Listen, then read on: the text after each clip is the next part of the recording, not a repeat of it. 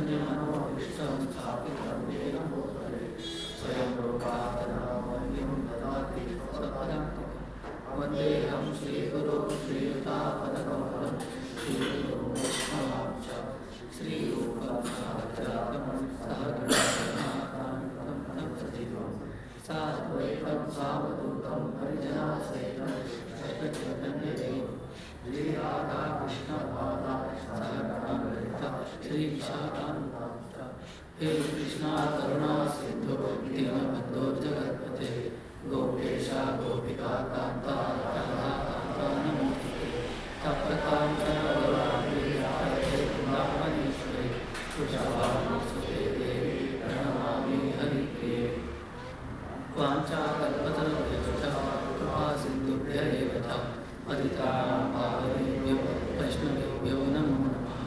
जय श्री कृष्ण चैतन्य प्रभु नित्यानंद श्री अद्वैता गदाधर श्रीवासादि गौरभक्तवृंद हरे कृष्णा कृष्णा कृष्णा हरे हरे हरे राम राम राम हरे हरे।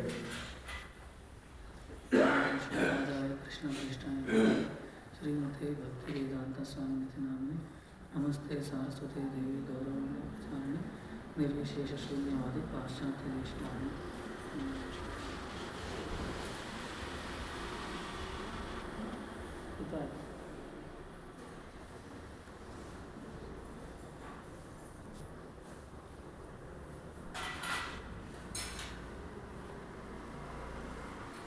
मुखां करोति वाचालं पंगुं लङ्घयते गिरिं यत्कृपातमहं वन्दे श्रीगुरुं दीनतारिणं परमानन्दमाधवं श्रीचैतन्यईश्वरं। ಹರೇ ಕೃಷ್ಣ. ಇಲ್ಲಿರುವಂತಹ ಎಲ್ಲ ಹಿರಿಯ ವೈಷ್ಣವರಿಗೆ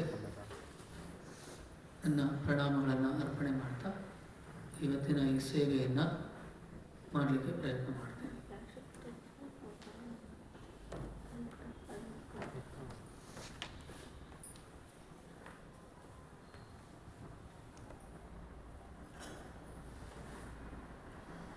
ಒಬ್ಬರು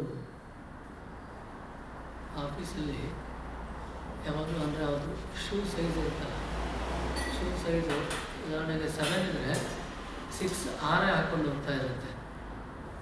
7ನೇ ಸೈಜ್ ಇದ್ದರೆ 6ನೇ ಹಾಕ್ಕೊಂಡು ತುಂಬ ಟೈಟಾಗಿ ಹಾಕ್ಕೊಂಡು ಹೋಗ್ತಾ ಇರುತ್ತೆ.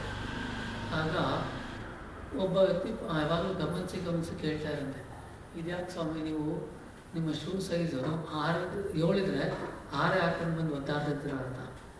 ಅದಕ್ಕೆ ಅವ್ರು ಹೇಳ್ತಂದರೆ ಇದು ಹಾಕ್ಕೊಂಡು 6 ಹಾಕ್ಕೊಂಡು ಒದ್ದಾಡಿ ಬಿಚ್ತೀನಲ್ಲ ಅವಾಗ ಒಂಥರ ಖುಷಿ ಆಗುತ್ತೆ ನಮಗೆ ಬಿಚ್ಚಿಟ್ಬಿಟ್ರೆ ಅಂತ.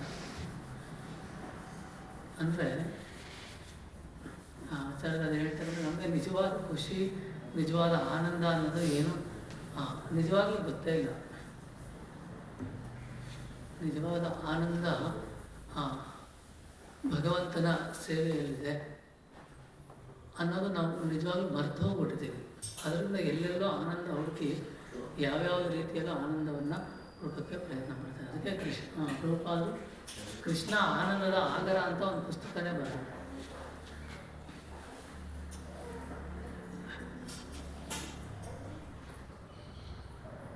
ನಿತ್ಯ ಭಗವದ್ಗೀತೆ ಭಾಗವತ ಶ್ರವಣ ಮಾಡೋದ್ರಲ್ಲಿ ಭಗವಂತನ ವಿಷಯಗಳನ್ನು ಕೇಳಿಸ್ಕೊಳ್ಳೋದ್ರಲ್ಲಿ ನಮಗೆ ನಿಜವಾದ ಆನಂದವನ್ನು ನಾವು ಕಂಡುಕೊಳ್ಬೇಕು. ಅದು ಅಂದರೆ ಅಂದರೆ ಪ್ರತಿ ದಿವಸ ಪ್ರಾಕ್ಟೀಸ್ ಮಾಡ್ತಾ ನಮಗೆ ಅದು ಅಭ್ಯಾಸ ಆಗುತ್ತೆ. ಇದು ಪಾಂಡವರ ಸಕಾಲಿಕ ನಿವೃತ್ತಿಯಲ್ಲಿ ಪಾಂಡವರು ಅಂದರೆ ಒಬ್ಬೊಬ್ಬರೇ ಹಿಮಾಲಯಕ್ಕೆ ಹೋಗಿ ಅವರ ದೇಹತ್ಯಾಗವನ್ನು ಯಾವ ರೀತಿ ಮಾಡಿದ್ರು ಎನ್ನುವುದರ ಬಗ್ಗೆ ಇಲ್ಲಿ ವಿವರಣೆ ಇದೆ ಈ ಒಂದು ಅಧ್ಯಾಯ ಸಂಪೂರ್ಣವಾಗಿ. ಈ ಶ್ಲೋಕದಲ್ಲಿ ಮತ್ತು ಮುಂದಿನ ಶ್ಲೋಕದಲ್ಲಿ ಯುಧಿಷ್ಠಿರ ಮಹಾರಾಜ ಯಾವ ರೀತಿ ಅವರು ಅಂದರೆ ತನ್ನ ದೇಹ ಬಿಡೋಕ್ಕೆ ಸಿದ್ಧತೆ ಮಾಡಿಕೊಂಡ್ರು ಅನ್ನೋದ್ರ ಬಗ್ಗೆ ಇಲ್ಲಿ ವರ್ಣನೆ ಇದೆ. ಒಂದ್ಸರಿ ನಾವು ಆಲೋಚನೆ ಮಾಡಬೇಕು, ಯಾವತ್ತಾದರೂ ಅಲ್ಲ ನಾವಾಗಲಿ ನಾವು ನೋಡಿದವರಾಗಲಿ ದೇಹ ಬಿಡೋಕ್ಕೆ ಸಿದ್ಧತೆ ಮಾಡ್ಕೊತಾವ್ರೆ ಅಂದರೆ ನಮಗೂ ಒಂದು ದಿನ ಸಾವಿದೆ, ಅದಕ್ಕೆ ನಾವು ಸಿದ್ಧತೆ ಮಾಡ್ಕೊಳ್ತಾ ಇದ್ದೀವಿ ಅಂತ ಯಾವಾಗಾದರೂ ಅನಿಸಿದೆಯಾ ಯಾರಿಗಾದ್ರೂ?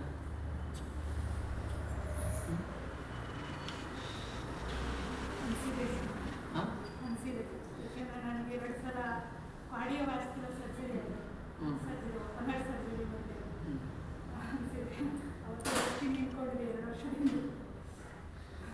ಹರಿವು ಅಂದರೆ ಏನಾದರೂ ಒಂದು ಸರಿಯಾಗಿ ಆದರೆ ಮಾತ್ರನೇ ನಮ್ಗೆ ಅನಿಸುತ್ತೆ. ಅಂದರೆ ಅದಷ್ಟು ಸೂಕ್ತ ಅಲ್ಲ. ಯಾಕೆಂದರೆ ನಾವು ಯಾಕೆಂದರೆ ಎಸ್ ಮಾತಾಡಿ ನೀವು ಹೇಳೋದು ಒಪ್ಕೊಳ್ತೀನಿ. ಜೀವನದಲ್ಲಿ ಎಲ್ಲನೂ ಅನುಭವಿಸಿದ ಮೇಲೆ ಮಾಡ್ತೀನಿ ಅಂತ ಅಂದರೆ 1 ಕೋಟಿ ಜನ್ಮಗಳಾದರೂ ಎಷ್ಟು ಜನ್ಮ ಆದರೂ ಸಾಕಾಗಲ್ಲ. ಅವಾಗ ನಾವೇನು ಮಾಡಬೇಕಾಗತ್ತೆ? ಶಾಸ್ತ್ರಗಳಲ್ಲಿ ಹೇಳಿದ್ದನ್ನು ಕೇಳಿಸ್ಕೊಂಡು ತಿಳುವಳಿಕೆ ಪಟ್ಕೊಳ್ಬೇಕಾಗುತ್ತೆ. ಕೆಲವರು ಏನಂತಾರೆ ಅಂದರೆ ಎಲ್ಲನೂ ನನಗೆ ಗೊತ್ತಾದ್ಮೇಲೆ ಅನುಭವಕ್ಕೆ ಬಂದಮೇಲೆ ಮಾಡ್ತೀವಿ ಅಂತ ಹೇಳ್ತಾರೆ. ಆ ಥರ ಮಾಡೋದಕ್ಕೆ ಸಾಧ್ಯ ಇಲ್ಲ.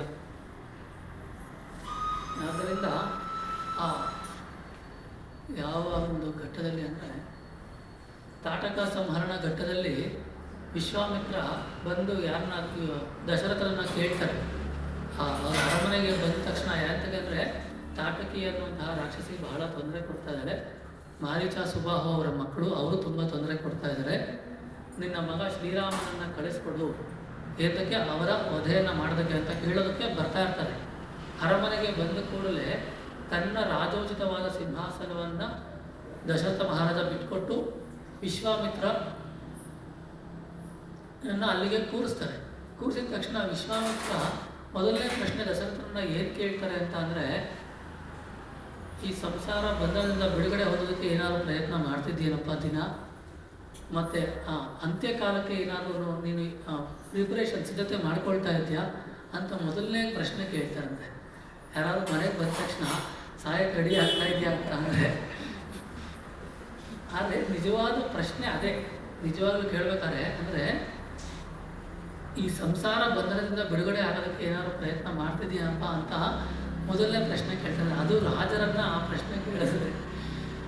ಈಗ ಇದ್ದಂತಹ ಯಾರು ಅಂದರೆ ಪ್ರಮುಖ ರಾಜಕೀಯ ಸ್ಥಾನದಲ್ಲಿ ಇರೋರನ್ನ ಹೋಗಿ ಹಾಗೆ ಫಸ್ಟು ನೀವು ಎಲ್ಲ ಟ್ರೈ ಮಾಡ್ತಿದ್ದೀರಾ, ರೆಡಿ ಮಾಡೋದಿರಾ ಅಂದರೆ ಅವ್ನು ಜೈಲಿಗೆ ಹಾಕ್ಸೋದಂತೂ ಗ್ಯಾರಂಟಿ. ಅಂದರೆ ಬಟ್ ಯಾವುದು ನಿಜ ಯಾವುದು ವಾಸ್ತವ ಅನ್ನೋದನ್ನು ನಾವು ಅರ್ಥ ಮಾಡ್ಕೊಳ್ಬೇಕಂದ್ರೆ ನಾವು ಆ ರೀತಿ ಒಂದು ಕೇಳದೆ ಉಭಯ ಕುಶಲೋಪರಿಯಲ್ಲಿ ಭಗವಂತನ ಸ್ಮರಣೆ ಮಾಡ್ತಾ ಇದ್ದೀರಾ, ನೀವು ಪ್ರಸಾದ ಸ್ವೀಕಾರ ಮಾಡ್ತಾ ಇದ್ದೀರಾ ಅಂತ ಕೇಳೋದು ಆ ಒಂದು ಪ್ರವೃತ್ತಿನೇ ನಮಗೆ ಇಲ್ಲ. ಅದನ್ನೇ ನಾವು ಮರೆತುಬಿಟ್ಟಿದ್ದೀವಿ. ತುಂಬ ಒಂಥರ ಕೆಳಮಟ್ಟಕ್ಕೆ ಹೋಗ್ಬಿಟ್ಟಿದ್ದೀವಿ ನಾವು. ಆದರೆ ಸಿದ್ಧತೆಯನ್ನು ಮಾಡಿಕೊಳ್ಬೇಕು ಅನ್ನೋದು ನಾವು ಚೆನ್ನಾಗಿ ಅರ್ಥ ಮಾಡ್ಕೊಳ್ಬೇಕು. ಯಾಕೆ ಇದನ್ನು ಹೇಳ್ತಿದ್ದೀನಿ ಅಂತಂದರೆ, ಎಷ್ಟು ನಾವು ಕೆಳಮಟ್ಟಕ್ಕೆ ಹೋಗ್ಬಿಟ್ಟಿದ್ದೀವಿ ನಮಗೆ ಅರ್ಥನೇ ಆಗ್ತಿಲ್ಲ. ಅಂದರೆ ಇತ್ತೀಚೆಗಾರು ಭಗವದ್ಗೀತೆ ಭಾಗವತ ಅಂದರೆ ಭಗವದ್ಗೀತೆ ಎಲ್ಲ ಕಡೆ ಕೊಡ್ತಾ ಇರೋದ್ರಿಂದ ಒಂದು ಸ್ವಲ್ಪವಾರು ಅವ್ರಿಗೆ ತಿಳುವಳಿಕೆ ಬರ್ತಾ ಇದೆ ಅಂತ ಅನಿಸುತ್ತೆ. ತುಂಬ ಅಂದರೆ ನಮಗೆ ಮೂಲ ತಿಳುವಳಿಕೆನೇ ಇಲ್ಲದಾಗ್ಬಿಟ್ಟಿದೆ. ತುಂಬ ಕಷ್ಟ ಆಗ್ಬಿಟ್ಟಿದೆ ಜೀವನ ನಡೆಸುವಂಥದ್ದು. ಯಾಕೆಂದರೆ ನಾನು ನಿನ್ನೆಯಿಂದ ಅಳೆದು ತೂಗಿ ಯೋಚನೆ ಮಾಡ್ತಾಯಿದ್ದೀನಿ, ಇದನ್ನು ಹೇಳ್ಬೇಕಾ ಬೇಡ ಅಂತ. ಆದರೂ ಸೂಕ್ಷ್ಮವಾಗಿ ಹೇಳ್ಬಿಡ್ತೀನಿ. ಯಾಕೆಂದರೆ ಶಾಸ್ತ್ರ ಅಂತ ಅಂದರೆ ಭಗವಂತನ ಮಾತುಗಳು, ಋಷಿ ಮುನಿಗಳ ಅಧಿಕೃತ ಮಾತುಗಳು. ಈ ರೀತಿಯಾದಂತಹ ಮಾತುಗಳನ್ನು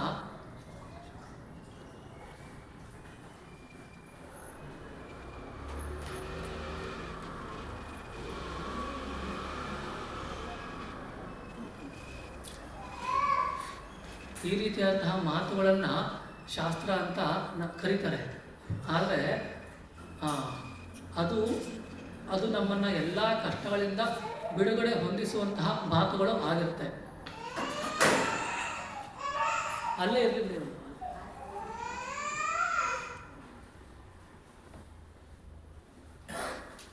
ಎಲ್ಲ ಭಗವಂತನ ಕುರಿತಾದಂತಹ ಮಾತುಗಳು ಆಗಿರುತ್ತೆ. 4 ವೇದಗಳು, 18 ಪುರಾಣಗಳು, ರಾಮಾಯಣ, ಮಹಾಭಾರತ ಇವೆಲ್ಲವನ್ನು ನಾವು ಶಾಸ್ತ್ರ ಅಂತ ಕರಿತೀವಿ. ಆದರೆ ಯಾರೋ ಒಬ್ಬರು ಅವ್ರಿಗೆ ಜೀವನದಲ್ಲಿ ತುಂಬ ಪ್ರಾಬ್ಲಮ್ ಆಗಿತ್ತು, ಅದಕ್ಕೋಸ್ಕರ ಅವರು ಎಲ್ಲೋ ಹೋಗ್ತೀರಾ ಅಂದರೆ ಶಾಸ್ತ್ರ ಕೇಳಕ್ಕೆ ಹೋಗ್ತಾ ಇದ್ದೀನಿ ಅಂತ ಹೇಳಿದ್ರು. ಅಂದರೆ ಏನು ಕೇಳಕ್ಕೆ ಹೋಗ್ತಾ ಇದ್ದಾರೆ ಅವ್ರ ಅರ್ಥ? ಭವಿಷ್ಯ, ಅದೇ ಏನೋ ಜಾತಕ ಕೇಳ್ತಾರಲ್ಲ, ಅದಕ್ಕೆ ನಾವು ಶಾಸ್ತ್ರ ಅಂತ ಅಂದ್ಕೊಂಡ್ಬಿಟ್ಟಿದ್ದೀವಿ. ಆದ್ದರಿಂದ ನಾವು ಯಾವುದನ್ನು ಏನಂತ ಅರ್ಥ ಮಾಡ್ಕೊಂಡಿದ್ದೀವಿ, ಇನ್ನು ಕೆಲವರು ವಿವಾಹ ಆದಮೇಲೆ ಶಾಸ್ತ್ರ ಯಾವತ್ತು ಅಂತ ಕೇಳ್ತಾರೆ. ಈ ಥರ ಒಂದು ಎಷ್ಟು ಕೆಳಮಟ್ಟಕ್ಕೆ ನಾವು ಹಿಡಿದುಬಿಟ್ಟಿದ್ದೀವಿ ಅಂತಂದರೆ ನಾವು ಅದನ್ನು ಅರ್ಥ ಮಾಡ್ಕೊಳ್ಬೇಕು. ನಮಗೆ ಏನೂ ಸರಿಯಾಗಿ ತಿಳುವಳಿಕೆ ಇಲ್ಲ ಅನ್ನೋ ವಿಷಯವನ್ನು. ಯಾಕೆ ಇದನ್ನು ಹೇಳಿದೆ ಅಂದರೆ ಅದಕ್ಕೇ ಭಗವದ್ಗೀತೆ ಭಾಗವತ ಎಲ್ಲರೂ ಕೇಳಿಸ್ಕೊಳ್ಬೇಕು, ಅದೆಲ್ಲರಿಗೆ ವಿತರಣೆ ಮಾಡಬೇಕು. ಯಾಕೆ ಅಂತಂದರೆ ನಾವು ತುಂಬ ಕೆಳಮಟ್ಟಕ್ಕೆ ಇಳಿದೋಗಿದ್ದೀವಿ. ಅದಕ್ಕೋಸ್ಕರ ಯುಧಿಷ್ಠಿರ ಮಹಾರಾಜ ಈ ರೀತಿಯಾಗಿ ಎಲ್ಲ ಸಿದ್ಧತೆಯನ್ನು ಮಾಡಿಕೊಂಡಂತೆ ಅವರು ಆಗಲೂ ಮಾಡಿಕೊಂಡ ಜೀವನ ಪೂರ್ತಿಯಿಂದಲೂ ಅದಕ್ಕೆ ಸಿದ್ಧತೆ. ಓಕೆನಾ? ಯಾವ ಥರ ಅಂದರೆ death is an examination, life is a preparation. ಏನು? Death is an examination, life is a preparation. ಈ ಜೀವನ ಸಿದ್ಧತೆಗಿರೋದು. ಆ ಎಕ್ಸಾಮ್ಗೆ ಇವತ್ತು ಸಿದ್ಧತೆ ಮಾಡ್ಕೊಳ್ಬೇಕು ಅಂತ ಈ ಜೀವನ ಇರುವಂಥದ್ದು. ಹಾಗಾಗಿ ನಾವು ಅರ್ಥ ಮಾಡ್ಕೊಳ್ಬೇಕು. ಇಲ್ಲಿ ಕೆಲವು ಪದಗಳು ಬಹಳ ಮುಖ್ಯ. ನಿರ್ಮಮೋ ನಿರಹಂಕಾರ. ಆತ ಎಲ್ಲ ರೀತಿಯ ಮಮಕಾರವನ್ನು ಬಿಟ್ಟು, ನಾವು ಗಜೇಂದ್ರ ಮೋಕ್ಷದಲ್ಲೂ ಹೇಳ್ತೀವಲ್ಲ, ಈ ಮಕರ ಅನ್ನೋದು ಬಿಡಬೇಕು ಅಂತ ಅಂದರೆ ಆ ಮಕರ ಯಾವ ರೀತಿ ಗಜೇಂದ್ರನ ಕಾಲನ್ನ ಹಿಡ್ಕೊಂಡಿತ್ತಲ್ಲ, ಆ ಮಕರ ಯಾವ ರೀತಿ ಹಿಡ್ಕೊಂಡಿತ್ತು ಅಂದರೆ ಮಮಕಾರದಂತೆ ಹಿಡ್ಕೊಂಡಿತ್ತು ಅಂತ. ಆ ಮಕರವೇ ಮಮಕಾರ.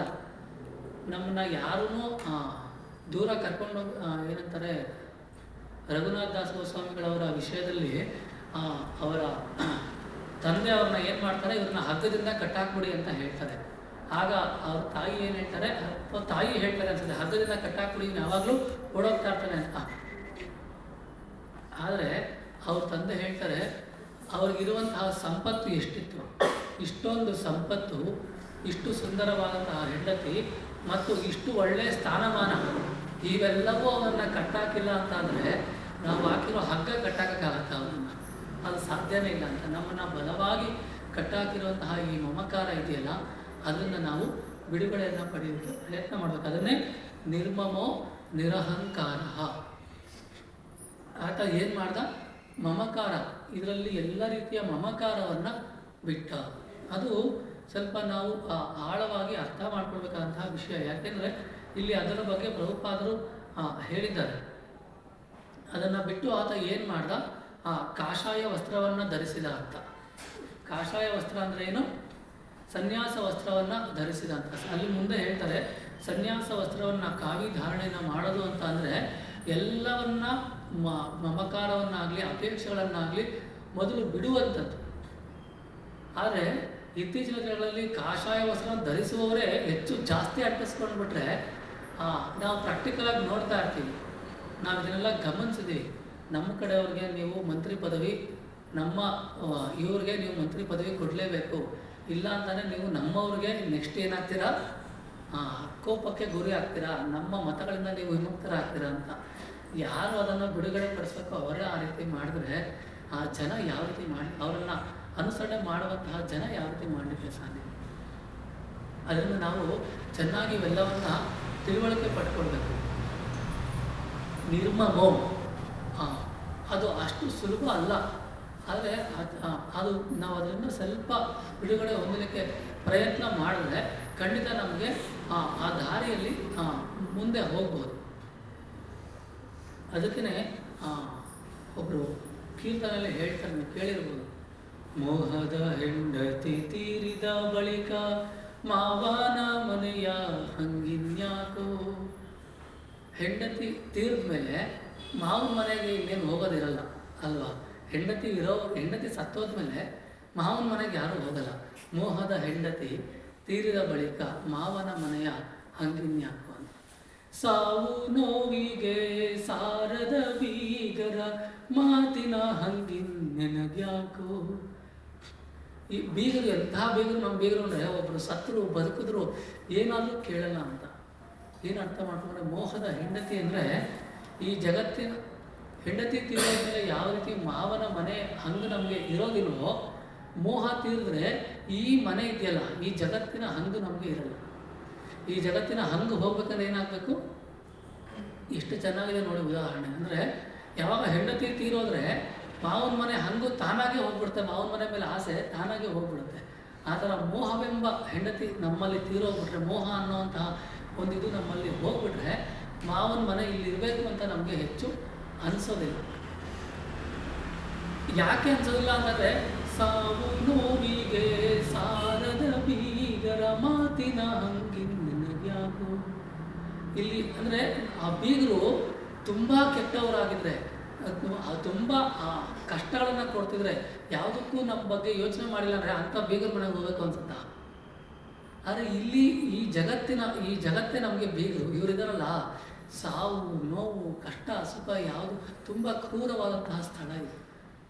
ಆದ್ದರಿಂದ ನಾವಿಲ್ಲಿರೋದಕ್ಕೆ ನಾವು ಯಾವತ್ತೂ ಆದಷ್ಟು ಇಲ್ಲಿಂದ ಅಂದರೆ ನಿಜವಾಗಲೂ ಕಷ್ಟ ಅರ್ಥ ಮಾಡಿಕೊಂಡವನು ಅದನ್ನು ಯೋಚನೆ ಮಾಡಬೇಕು.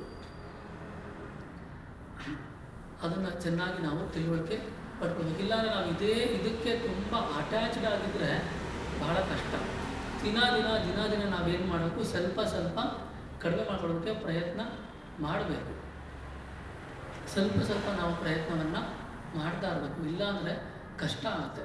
ನಾವು ತುಂಬ ದೊಡ್ಡ ಭಕ್ತರ ಆದರ್ಶಗಳನ್ನು ನಾವು ಸ್ವೀಕಾರ ಮಾಡಬೇಕು. ರಘುನಾಥದಾಸ ಗುರುಸ್ವಾಮಿಗಳು ಅವರು ಆಗಿನ ಕಾಲಕ್ಕೇ ಅಂದರೆ ಅಗರ್ಭ ಶ್ರೀಮಂತರು.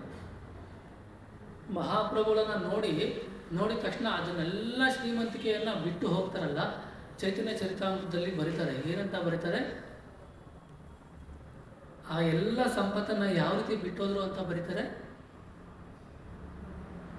ಮಲ ವಿಸರ್ಜನೆ ಮಾಡಿದ ಬಳಿಕ ಅದರ ಬಗ್ಗೆ ಆಲೋಚನೆ ಯಾವ ರೀತಿ ಒಬ್ಬ ಮನುಷ್ಯ ಮಾಡಲ್ವೋ ಆ ಥರ ಬಿಟ್ಟೋಗ್ಬಿಡ್ತಾರೆ. ಆ ಕ್ಲಾಸಲ್ಲಿ ಹೇಳ್ತೀನಿ ಅದೇ ಥರ ನಿಮಗೆ. ಅಂದರೆ ಆ ಸಂಪತ್ತೆಲ್ಲ ಯಾವ ಥರ ಬಿಟ್ಟೋಗ್ಬಿಟ್ರು ಅಂತ ಅಂದರೆ ಅವರು ಯಾಕೆ ಮಹಾಪ್ರಭುಗಳ ಆಶ್ರಯವನ್ನು ಪಡ್ಕೊಳ್ಬೇಕು, ಭಕ್ತಿ ನನಗೆ ಸಿಗಬೇಕು ಅನ್ನೋ ಕಾರಣಕ್ಕೆ ಬೆಳಗ್ಗೆ ಅವರು ವಿಸರ್ಜನೆ ಮಾಡಿದ್ರೆ ಎಷ್ಟೊಂದು ಕಳ್ಕೊಬಿಟ್ನಲ್ಲಪ್ಪ ಅಂತ ಯಾವತ್ತೂ ನಾವು ಯೋಚನೆ ಮಾಡಲ್ಲ ಅಲ್ವಾ, ಇಷ್ಟೊಂದು ಲಾಸ್ ಆಗೋಯ್ತಪ್ಪ ಅಂತ. ಆ ಥರ ಅದ್ರ ಬಗ್ಗೆ ಯಾವತ್ತೂ ಯೋಚನೆ ಮಾಡಿದೆ. ಅಥವಾ ಹೋಗ್ಲಿ ಇನ್ನು ಸ್ವಲ್ಪ ದಿವಸ ಆದಮೇಲೆ ಲಾಸ್ಟಿಗೆ ತುಂಬ ಲಾಸ್ ಆಗುತ್ತೆ ಅಂತ ಯೋಚನೆ ಮಾಡಲ್ವಲ್ಲ, ಆ ಥರ ಎಲ್ಲವನ್ನ ಬಿಟ್ಟೋಗ್ಬಿಟ್ರೆ. ಇದು ನಮ್ಮ ಕಣ್ಣೆದುರುಗಡೆ ನಾವೆಲ್ಲ ಅಂದರೆ ಇತ್ತೀಚಿನ ಕಾಲದಲ್ಲಿ ನಾವು ನೋಡಿದಂತಹ ಉದಾಹರಣೆಗಳು. ಆದ್ದರಿಂದ ಅವೆಲ್ಲ ನಾವು ನೆನಪಿಟ್ಟು ಅಂದರೆ ಆ ಥರ ಆಗಬೇಕು ಅಂತ ಹೇಳಲ್ಲ, ಆದರೆ ಆ ಆದರ್ಶ ಅವರೇನ ಅದರಲ್ಲಿ ಅಲ್ಟಿಮೇಟ್ ಅವರಿಂದ ಒಂದು ವಿಷಯ ಒಂದು ಸ್ವಲ್ಪ ನಾವು ತಿಳುವಳಿಕೆಯನ್ನು ಪಡ್ಕೊಳ್ಬೇಕು. ಅವರು ಅಷ್ಟು ಮಾಡಿದರೆ ನಾವು ಸ್ವಲ್ಪ ಯೋಚನೆ ಮಾಡಬೇಕಪ್ಪ, ಇಷ್ಟೊಂದು ಮೋಹವನ್ನು ನಾವು ಇಟ್ಕೊಳ್ಬಾರ್ದು ಅನ್ನೋದನ್ನು ನಾವು ಯೋಚನೆ ಮಾಡಬೇಕು. ಮುಂದುವರೆದಂತೆ ನಿರ್ಮಮೋ ನಿರಹಂಕಾರ. ನಮಗೆ ಒಂದು ಅಹಂಕಾರ ಯಾವುದರಿಂದ ಬರ್ತದೆ ಅಂದರೆ ಇಲ್ಲಿ ಪ್ರಭುಪಾದರು ಹೇಳ್ತಾರೆ, ಸಾಮಾನ್ಯವಾಗಿ ಜನರು ವಿಧ ವಿಧವಾದ ಸ್ಥಾನಮಾನಗಳಿಗೆ ಅಂಟಿಕೊಂಡಿರುತ್ತಾರೆ. ಅವು ಕುಟುಂಬ, ಸಮಾಜ, ದೇಶ, ವೃತ್ತಿ, ಸಂಪತ್ತು, ಪದವಿ. ಇನ್ನೊಂದು ನಮಗೆ ಈ ಮಮಕಾರ ಮತ್ತು ಅಹಂಕಾರ, ಅದು ಗೊತ್ತಲ್ಲ. ಒಬ್ಬರು ಪ್ರಭು ಯಾವಾಗಲೂ ಹೇಳ್ತಾರ, ಎಲ್ಲರ ಹತ್ರ ಕಾರ್ ಇಲ್ಲ ಅಂತ ನಾವು ಯೋಚನೆ ಮಾಡಬಾರ್ದು. ಎಲ್ಲರ ಹತ್ರ 3 ಕಾರ್ ಇರುತ್ತೆ. ಯಾವ್ದಾವುದು? ಯಾರು ಕಾರ್ ಇಲ್ಲ ಅಂತ ಯೋಚನೆ ಮಾಡೋದು, ಎಲ್ಲರಿಗೆ 3 ಕಾರ್ ಇರುತ್ತೆ. ಒಂದು ಅಹಂಕಾರ, ಮಮಕಾರ, ಅಂಧಕಾರ. ಎಲ್ಲರ ಹತ್ರ ಈ 3 ಕಾರ್ ಯಾವಾಗಲೂ ಇರುತ್ತೆ. ಯಾರು ಏನು ದುಃಖ ಪಡಬೇಡಿ, ನನ್ನ ಹತ್ರ ಕಾರ್ ಇಲ್ಲ ಅಂತ. ಈ 3 ಕಾರ್ ಇರುತ್ತೆ ಎಲ್ಲರ ಹತ್ರ. ಇದು ಹೋಗಬೇಕು ಅಂತ ಅಂದರೆ ಆ ಉಪಾಧಿಗಳು ನಮ್ಮಿಂದ ದೂರ ಆಗಬೇಕು. ಅದನ್ನು ಚೈತನ್ಯ ಚರಿತಾಮೃತದಲ್ಲಿ ಉಲ್ಲೇಖ ಇದೆ, ಆದರೆ ಅದನ್ನು ಇದರಲ್ಲಿ ಹೇಳಿದ್ದಾರೆ. ಇಲ್ಲಿ ಭಕ್ತಿರ ಸಂಪ್ರಸಿದ್ಧ ಕೃತಿಯಲ್ಲಿ ಹೇಳಿದ್ದಾರೆ. ಒಂದ್ಸರಿ ಹೇಳಿ. ಸರ್ವೋಪಾಧಿ ವಿನಿರ್ಮುಕ್ತಂ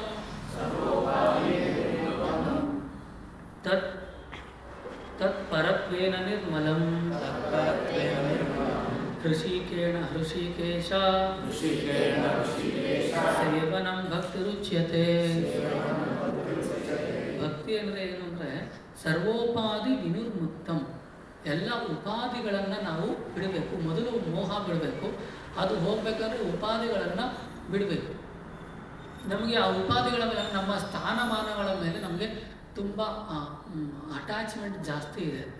ಅದಕ್ಕೆ ಇನ್ನೊಂದು ಕಡೆ ಹೇಳ್ತಾರೆ, ಕುಳಿತವರಿಂದ ಕುರ್ಚಿಗೆ ಕುಮ್ಮಕ್ಕು ಬರಬೇಕಲ್ಲದೆ ಕುರ್ಚಿಯಿಂದ ಕುಳಿತವರಿಗೆ ಬಂದರೆಂತಯ್ಯ ಅಂತ. ಯಾರು ಅಂದರೆ ಯಾರು ಕುಂತ್ಕೊಂಡಿದಾರಲ್ಲ ಅವರಿಂದ ಕುರ್ಚಿಗೆ ಒಂದು ಹೆಮ್ಮೆ ಆಗ್ಬೇಕಂತ, ಎಂಥ ವ್ಯಕ್ತಿ ನನ್ನ ಮೇಲೆ ಬಂದು ಕುಂತಿದ್ದಾನೆ ಅಂತ. ಈಗ ಯುಧಿಷ್ಠಿರ ಮಹಾರಾಜ ಅಂತವರೆಲ್ಲ ಸಿಂಹಾಸನದ ಮೇಲೆ ಕುಂತಾಗ ಸಿಂಹಾಸನ ಹೆಮ್ಮೆ ಪಡ್ತಿತ್ತಂತೆ. ನಾನು ಸಿಂಹಾಸನವಾಗಿದ್ದಕ್ಕೆ, ಇಂಥವ್ರು ಬಂದು ಕುಳಿತಿದ್ದಕ್ಕೆ ನಾನು ಸಿಂಹಾಸನವಾಗಿದ್ದಕ್ಕೆ ಸಾರ್ಥಕವಾಯಿತು ಅಂತ. ಆದರೆ ಈಗ ಉಲ್ಟಾ, ಆ ಕುರ್ಚಿಯಿಂದ ನಾನು ಎಲ್ಲಿ ಕುಂತಿದ್ದೀನಿ ಗೊತ್ತಾ, ನಾನು ಇಂಥ ಪೊಸಿಷನಲ್ಲಿದ್ದೀನಿ, ನಾನು CM ಪೊಸಿಷನಲ್ಲಿದ್ದೀನಿ, ನನ್ನ ಪೊಸಿಷನ್ ಏನು, ನನ್ನ ಸ್ಥಾನಮಾನ ಏನು ಅಂತ ಆ ಚೇರಿಂದ ನಮಗೆ ಗರ್ವ ಬರ್ತಾ ಇದೆ. ನಮ್ಮಿಂದ ಆ ಚೇರಿಗೆ ಗರ್ವ ಬರಬೇಕು. ಎಂಥ ಮಹಾನ್ ಭಾವ ಕುಂತವನಪ್ಪ ಅಂತ ಆ ಚೇರಿಗೆ ಗರ್ವ ಬರಬೇಕು ಹೊರತು ಚೇರಿಂದ ನಮಗೆ ಗರ್ವ ಬರಬಾರ್ದು. ನಾನು ಪ್ರೆಸಿಡೆಂಟು, ನಾನು ಅಲ್ಲ, ಎಲ್ಲ ಕಡೆನೂ ಹೊರಗಿನವರು ಅಷ್ಟೇ ಅಂತಲ್ಲ, ನಂದು ಮೇಯ್ನ್ ಸೇವೆ ನಂದು, ನಾನು ಎಲ್ಲ ನೋಡ್ಕೊಳ್ತೀನಿ. ಈ ಥರ ದೇವಸ್ಥಾನದಲ್ಲಾಗಲಿ ಹೊರಗಡೆ ಆಗಲಿ ಆ ಸೇವೆಗೆ ಒಂದು ಸಂತೃಪ್ತಿ ಆಗಬೇಕು ನಾವು ಮಾಡೋ ಸೇವೆಯಿಂದ. ಆದರೆ ಆ ಸೇವೆಯಿಂದ ನಮಗೆ ಯಾವತ್ತೂ ಗರ್ವ ಬರಬಾರ್ದು ಅಂತ ಹೇಳ್ತಾರೆ. ಸರ್ವೋಪಾಧಿ ವಿನಿರ್ಮುಕ್ತಂ ತತ್ ಪರತ್ವೇನ ನಿರ್ಮಲಂ ಹೃಷಿಕೇಶ ಸೇವನಂ. ಎಲ್ಲ ಉಪಾಧಿಗಳನ್ನು ಬಿಟ್ಟು ನಮ್ಮ ಎಲ್ಲ ಇಂದ್ರಿಯಗಳನ್ನು ಯಾರ ಸೇವೆಯಲ್ಲಿ ಬಳಸಬೇಕು? ಹೃಷಿಕೇಶನ ಸೇವೆಯಲ್ಲಿ. ಯಾಕೆ ಹೃಷಿಕೇಶನ ಸೇವೆಯಲ್ಲಿ ಬಳಸಬೇಕು? ಆತ ಇಂದ್ರಿಯಗಳ ಒಡೆಯ. ಇಂದ್ರಿಯಗಳು ನಿಯಂತ್ರಣಕ್ಕೆ ಬರೋದಿಲ್ಲ. ಯಾವಾಗ ಇಂದ್ರಿಯಗಳ ಒಡೆಯ ಇದನ್ನಲ್ಲ ಆತನ ಸೇವೆಯಲ್ಲಿ ನಾವು ತೊಡಗಿಸಿದಾಗ ಆ ಇಂದ್ರಿಯಗಳು ಏನಾಗುತ್ತೆ? ನಿಯಂತ್ರಣಕ್ಕೆ ಬರುತ್ತೆ. ಅದು ಆವಾಗ ಬಹಳ ಸುಲಭವಾಗುತ್ತೆ. ಅದನ್ನು ಭಕ್ತಿ ಅಂತ ಕರೀತಾರೆ. ನಾವು ನಮ್ಮೆಲ್ಲ ಸ್ಥಾನಮಾನಗಳನ್ನು, ಗೌರವಗಳನ್ನು ಎಲ್ಲವನ್ನು ನಾವೇನು ಮಾಡಬೇಕು? ಬಿಡಬೇಕು. ಆಗ ಬಿಟ್ಟಾಗ ಮಾತ್ರ ನಮಗಿರೋದು ಒಂದೇ ಸ್ಥಾನಮಾನ. ಯಾವುದು ನಮ್ಮ ಸ್ಥಾನಮಾನ?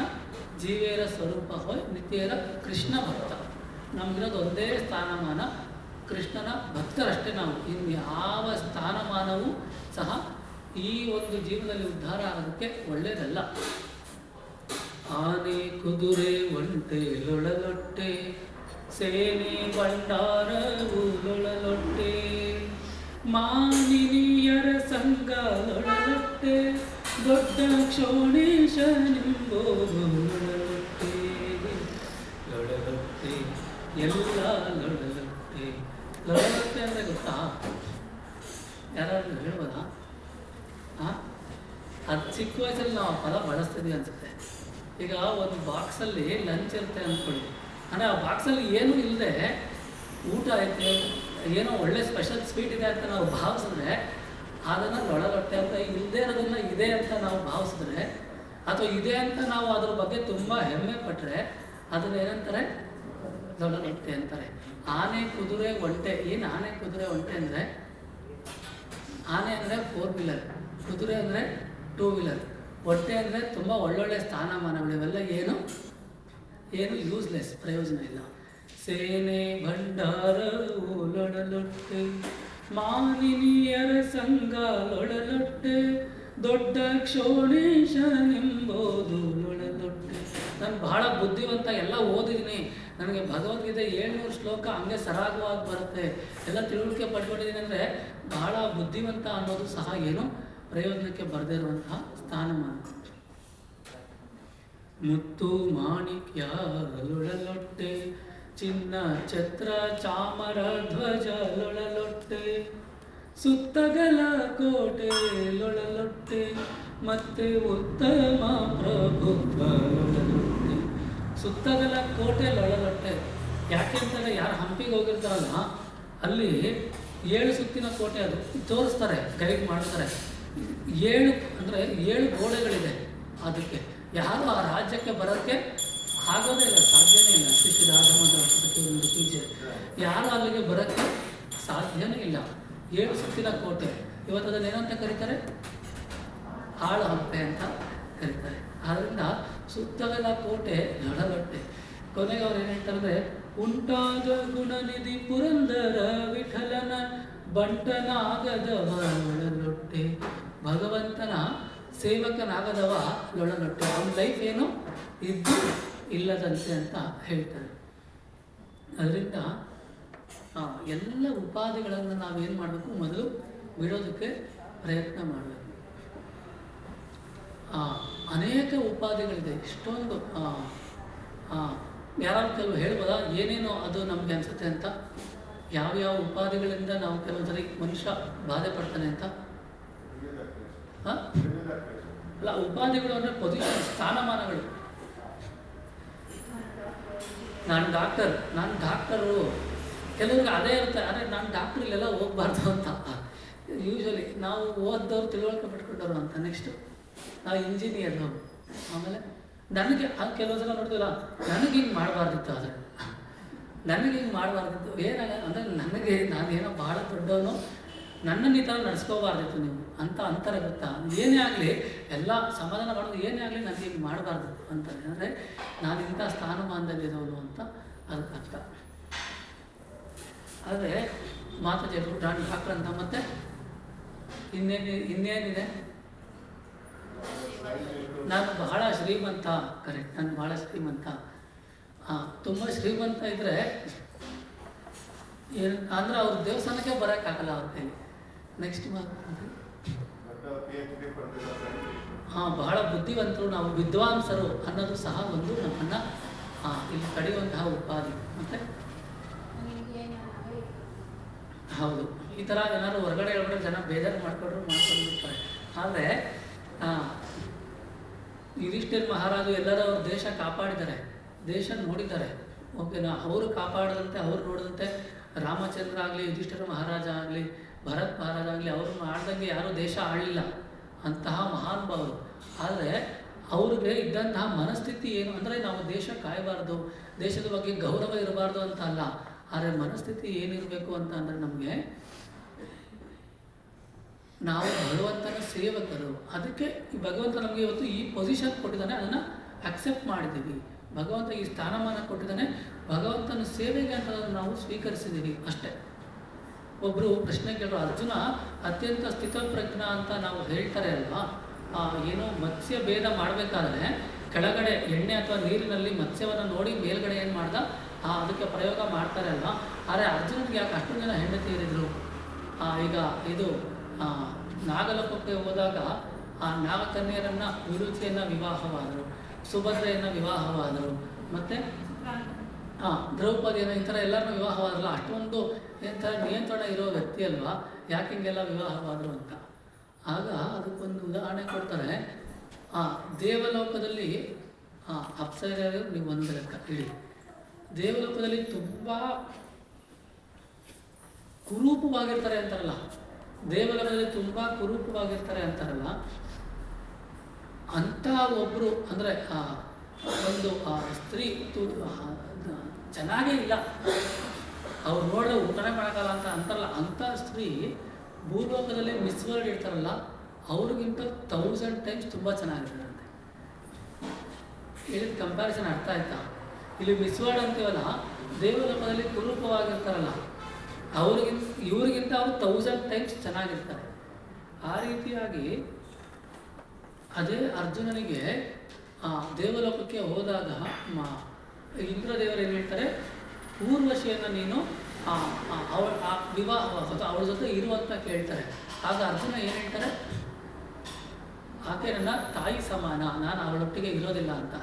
ಅಂದರೆ ಇಂಥವ್ರಿಗೆ ಮೋಹಿಸಿದ್ರು ಅಂತ ಹೇಳೋದಾದರೆ ಊರ್ವಶಿಗೆ ಇನ್ನೂ ಹೆಚ್ಚು ಮೋಹಿಸಬೇಕಿತ್ತಲ್ವ.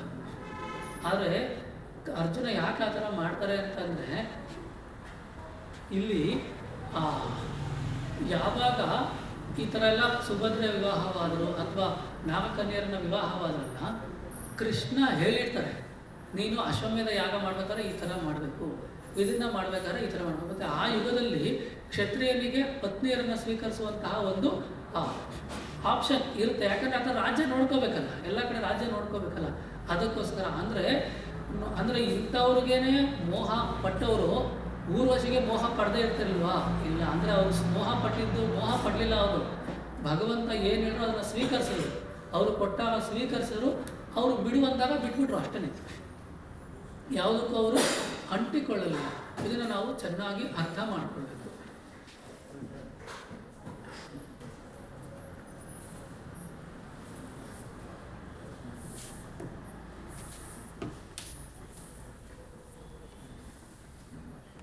ಈ ರೀತಿಯಾಗಿ ಇವೆಲ್ಲ ಇಲ್ಲಿ ಪ್ರಭುಪಾದ ಬರೆದು ನೋಡಿ, ಭಗವಂತನ ಈ ಎಲ್ಲ ಮಲಿನತೆಗಳನ್ನು ನಾವು ಯಾವಾಗ ಕಳ್ಕೊಂಡಾಗ ಮಾತ್ರ ನಾವು ಭಗವಂತನಿಗೆ ನಿತ್ಯ ಸಂಗಾತಿಗಳಲ್ಲಿ ಒಬ್ಬನಾಗುವುದಕ್ಕೆ ಅಗತ್ಯವಾದ ಅರ್ಹತೆ. ಇವೆಲ್ಲ ಕಳ್ಕೊಂಡ್ರೆ ಮಾತ್ರ, ಎಲ್ಲ ಮೋಹಗಳನ್ನು ನಾವು ಕಳ್ಕೊಂಡ್ರೆ ಮಾತ್ರ, ಆ ಅಹಂಕಾರವನ್ನು ಕಳ್ಕೊಂಡ್ರೆ ಮಾತ್ರ ನಾವು ಭಗವಂತನ ಜೊತೆ ಇರೋದಕ್ಕೆ ಅರ್ಹತೆ ಸಿಗುತ್ತೆ. ಹೊರತು ಇಲ್ಲಾಂದರೆ ಖಂಡಿತ ಅದು ಸಾಧ್ಯ ಇಲ್ಲ. ಇಲ್ಲಿ ನಿರಹಂಕಾರ ಅಂತ ಇಲ್ಲ, ಅದಕ್ಕೆ ಒಂದು ಅಂದರೆ ನಮ್ಮ ಒಂದು ಉದಾಹರಣೆ ಹೇಳಲಿಕ್ಕೆ ಇಷ್ಟಪಡ್ತೀನಿ. ಇವರು ವಿಶ್ವೇಶತೀರ್ಥ ಶ್ರೀಗಳಿದ್ರು, ಪೇಜಾವರ ಶ್ರೀಗಳು, ವಿಶ್ವೇಶ್ವರ ತೀರ್ಥರು. ಅವರ ಗುರುಗಳು ವಿಶ್ವಮಾನ್ಯ ತೀರ್ಥರು ಅಂತ ಇದ್ರು. ವಿಶ್ವಮಾನ್ಯ ತೀರ್ಥರು ಅವರು ಅಂದರೆ ಅವರಿದ್ದಾಗ ತುಂಬ ಚೆನ್ನಾಗಿ ಎಲ್ಲ ಸಂಸ್ಥಾನವನ್ನು ನಡೆಸ್ಕೊಂಡು ಹೋದಂತಹ ಕಾಲ ಅದು. ಅವರಿದ್ದಾಗ ಅವ್ರಿಗೆ ಒಬ್ಬ ಸೇವಕರಿರ್ತಾರೆ. ಅವರು ತುಂಬ ಒಳ್ಳೆಯ ಸ್ಥಾನಮಾನದಲ್ಲಿ ಪೀಠಾಧಿಪತಿಯಾಗಿ ಕುಳಿತು ಎಲ್ಲ ಕೆಲಸಗಳನ್ನು ಹೇಳ್ತಿರ್ತಾರೆ. ಒಂದು ದಿವಸ ಅವ್ರಿಗೆ ಅನಾರೋಗ್ಯ ಆಗುತ್ತೆ. ಅನಾರೋಗ್ಯ ಆಗಿದ್ದಾಗ ಶೌಚಾಲಯಕ್ಕೆ ಹೆಚ್ಚು ಸರಿ ಹೋಗಿ ಬರಬೇಕಾಗ್ತದೆ. ಅವಾಗ ಅವ್ರು ಏನು ಹೇಳ್ತಾರೆ,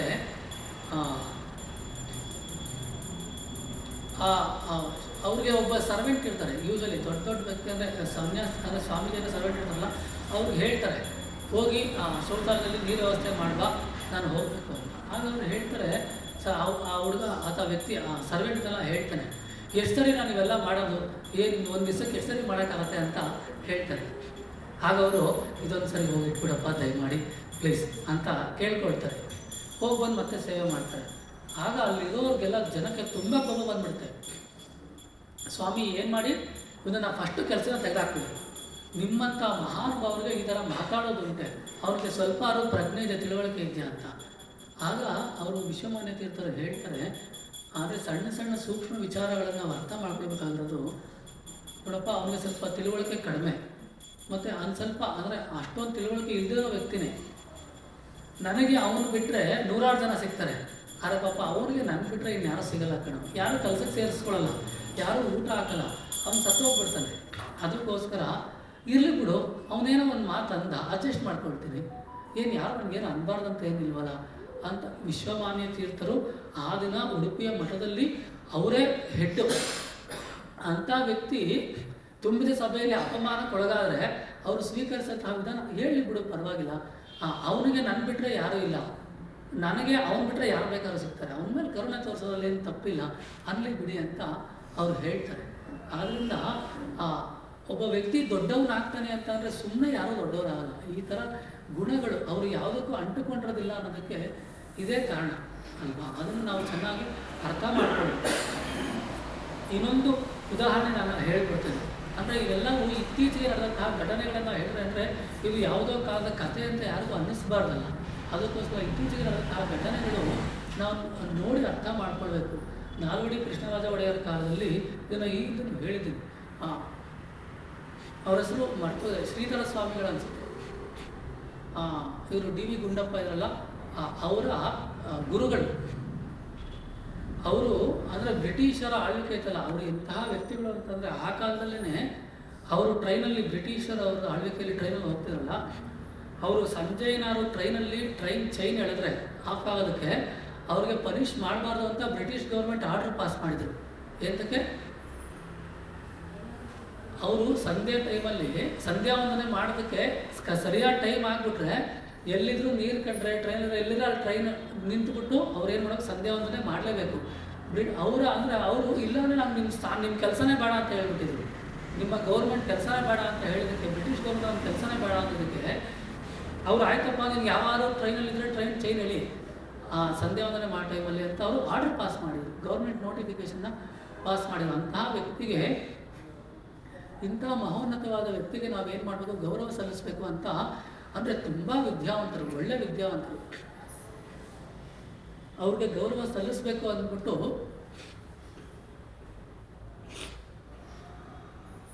ಕೃಷ್ಣರಾಜ ಒಡೆಯರು ಏನು ಮಾಡಿದ್ರು, ಅವ್ರಿಗೆ ಒಂದು ಸನ್ಮಾನ ಸಮಾರಂಭ ಮಾಡಿದ್ರು ಇಂಥ ದಿನ ಅಂತ.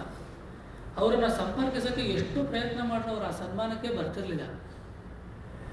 ಕೊನೆಗೆ ಒಂದಿನ ಯಾರು ಸನ್ಮಾನ ದಿನ ಇಲ್ಲ, ಅವರು ಅಂದ್ಕೊಂಡಿದ್ರು ಮೈಸೂರು ಮಹಾರಾಜರು ಬಂದೇ ಬರ್ತಾರೆ, ಸನ್ಮಾನಕ್ಕೆ ಬಂದೇ ಬರ್ತಾರೆ ಅಂತ ಅವ್ರು ಅಂದ್ಕೊಂಡಿರೋದು. ಎಲ್ಲ ಏರ್ಪಾಡು ಮಾಡಿಬಿಟ್ರು. ಮಾಡಿಬಿಟ್ರೆ ಅವರು ಆ ದಿನ ಅವ್ರೇನು ಕಾಣ್ತಾನೆ ಇಲ್ಲ. ಅವ್ರ ಮನೆಗೆ 4 ಜನ ಕಳಿಸೋರೆ ಕಾಣಿಸ್ತಾನೆ ಇಲ್ಲ. ಈಗ ಸಾಮಾನ್ಯವಾಗಿ ನಮಗೆ ರಾಜರು ಸನ್ಮಾನ ಮಾಡ್ತಾರಲ್ಲ, ಆ ದಿನ ಒಂದು ಸ್ವಲ್ಪ ನಾರ್ಮಲ್ ಧೋತಿಗಿಂತ ರೇಷ್ಮೆದು ಹಾಕ್ಕೊಂಡು ಒಂದು ಉತ್ತರಿಯ ಎಲ್ಲ ಹಾಕ್ಕೊಂಡು ನೀಟಾಗೆಲ್ಲ ಅಲಂಕಾರ ಮಾಡ್ಕೊಂಡು ರೆಡಿ ಇರ್ತೀವಿ. ಆ ದಿನ ಸನ್ಮಾನ ಮಾಡ್ತಾರಂತ ಅವ್ರು ಓಡೋಗ್ಬಿಟ್ಟಿದ್ರಂತೆ.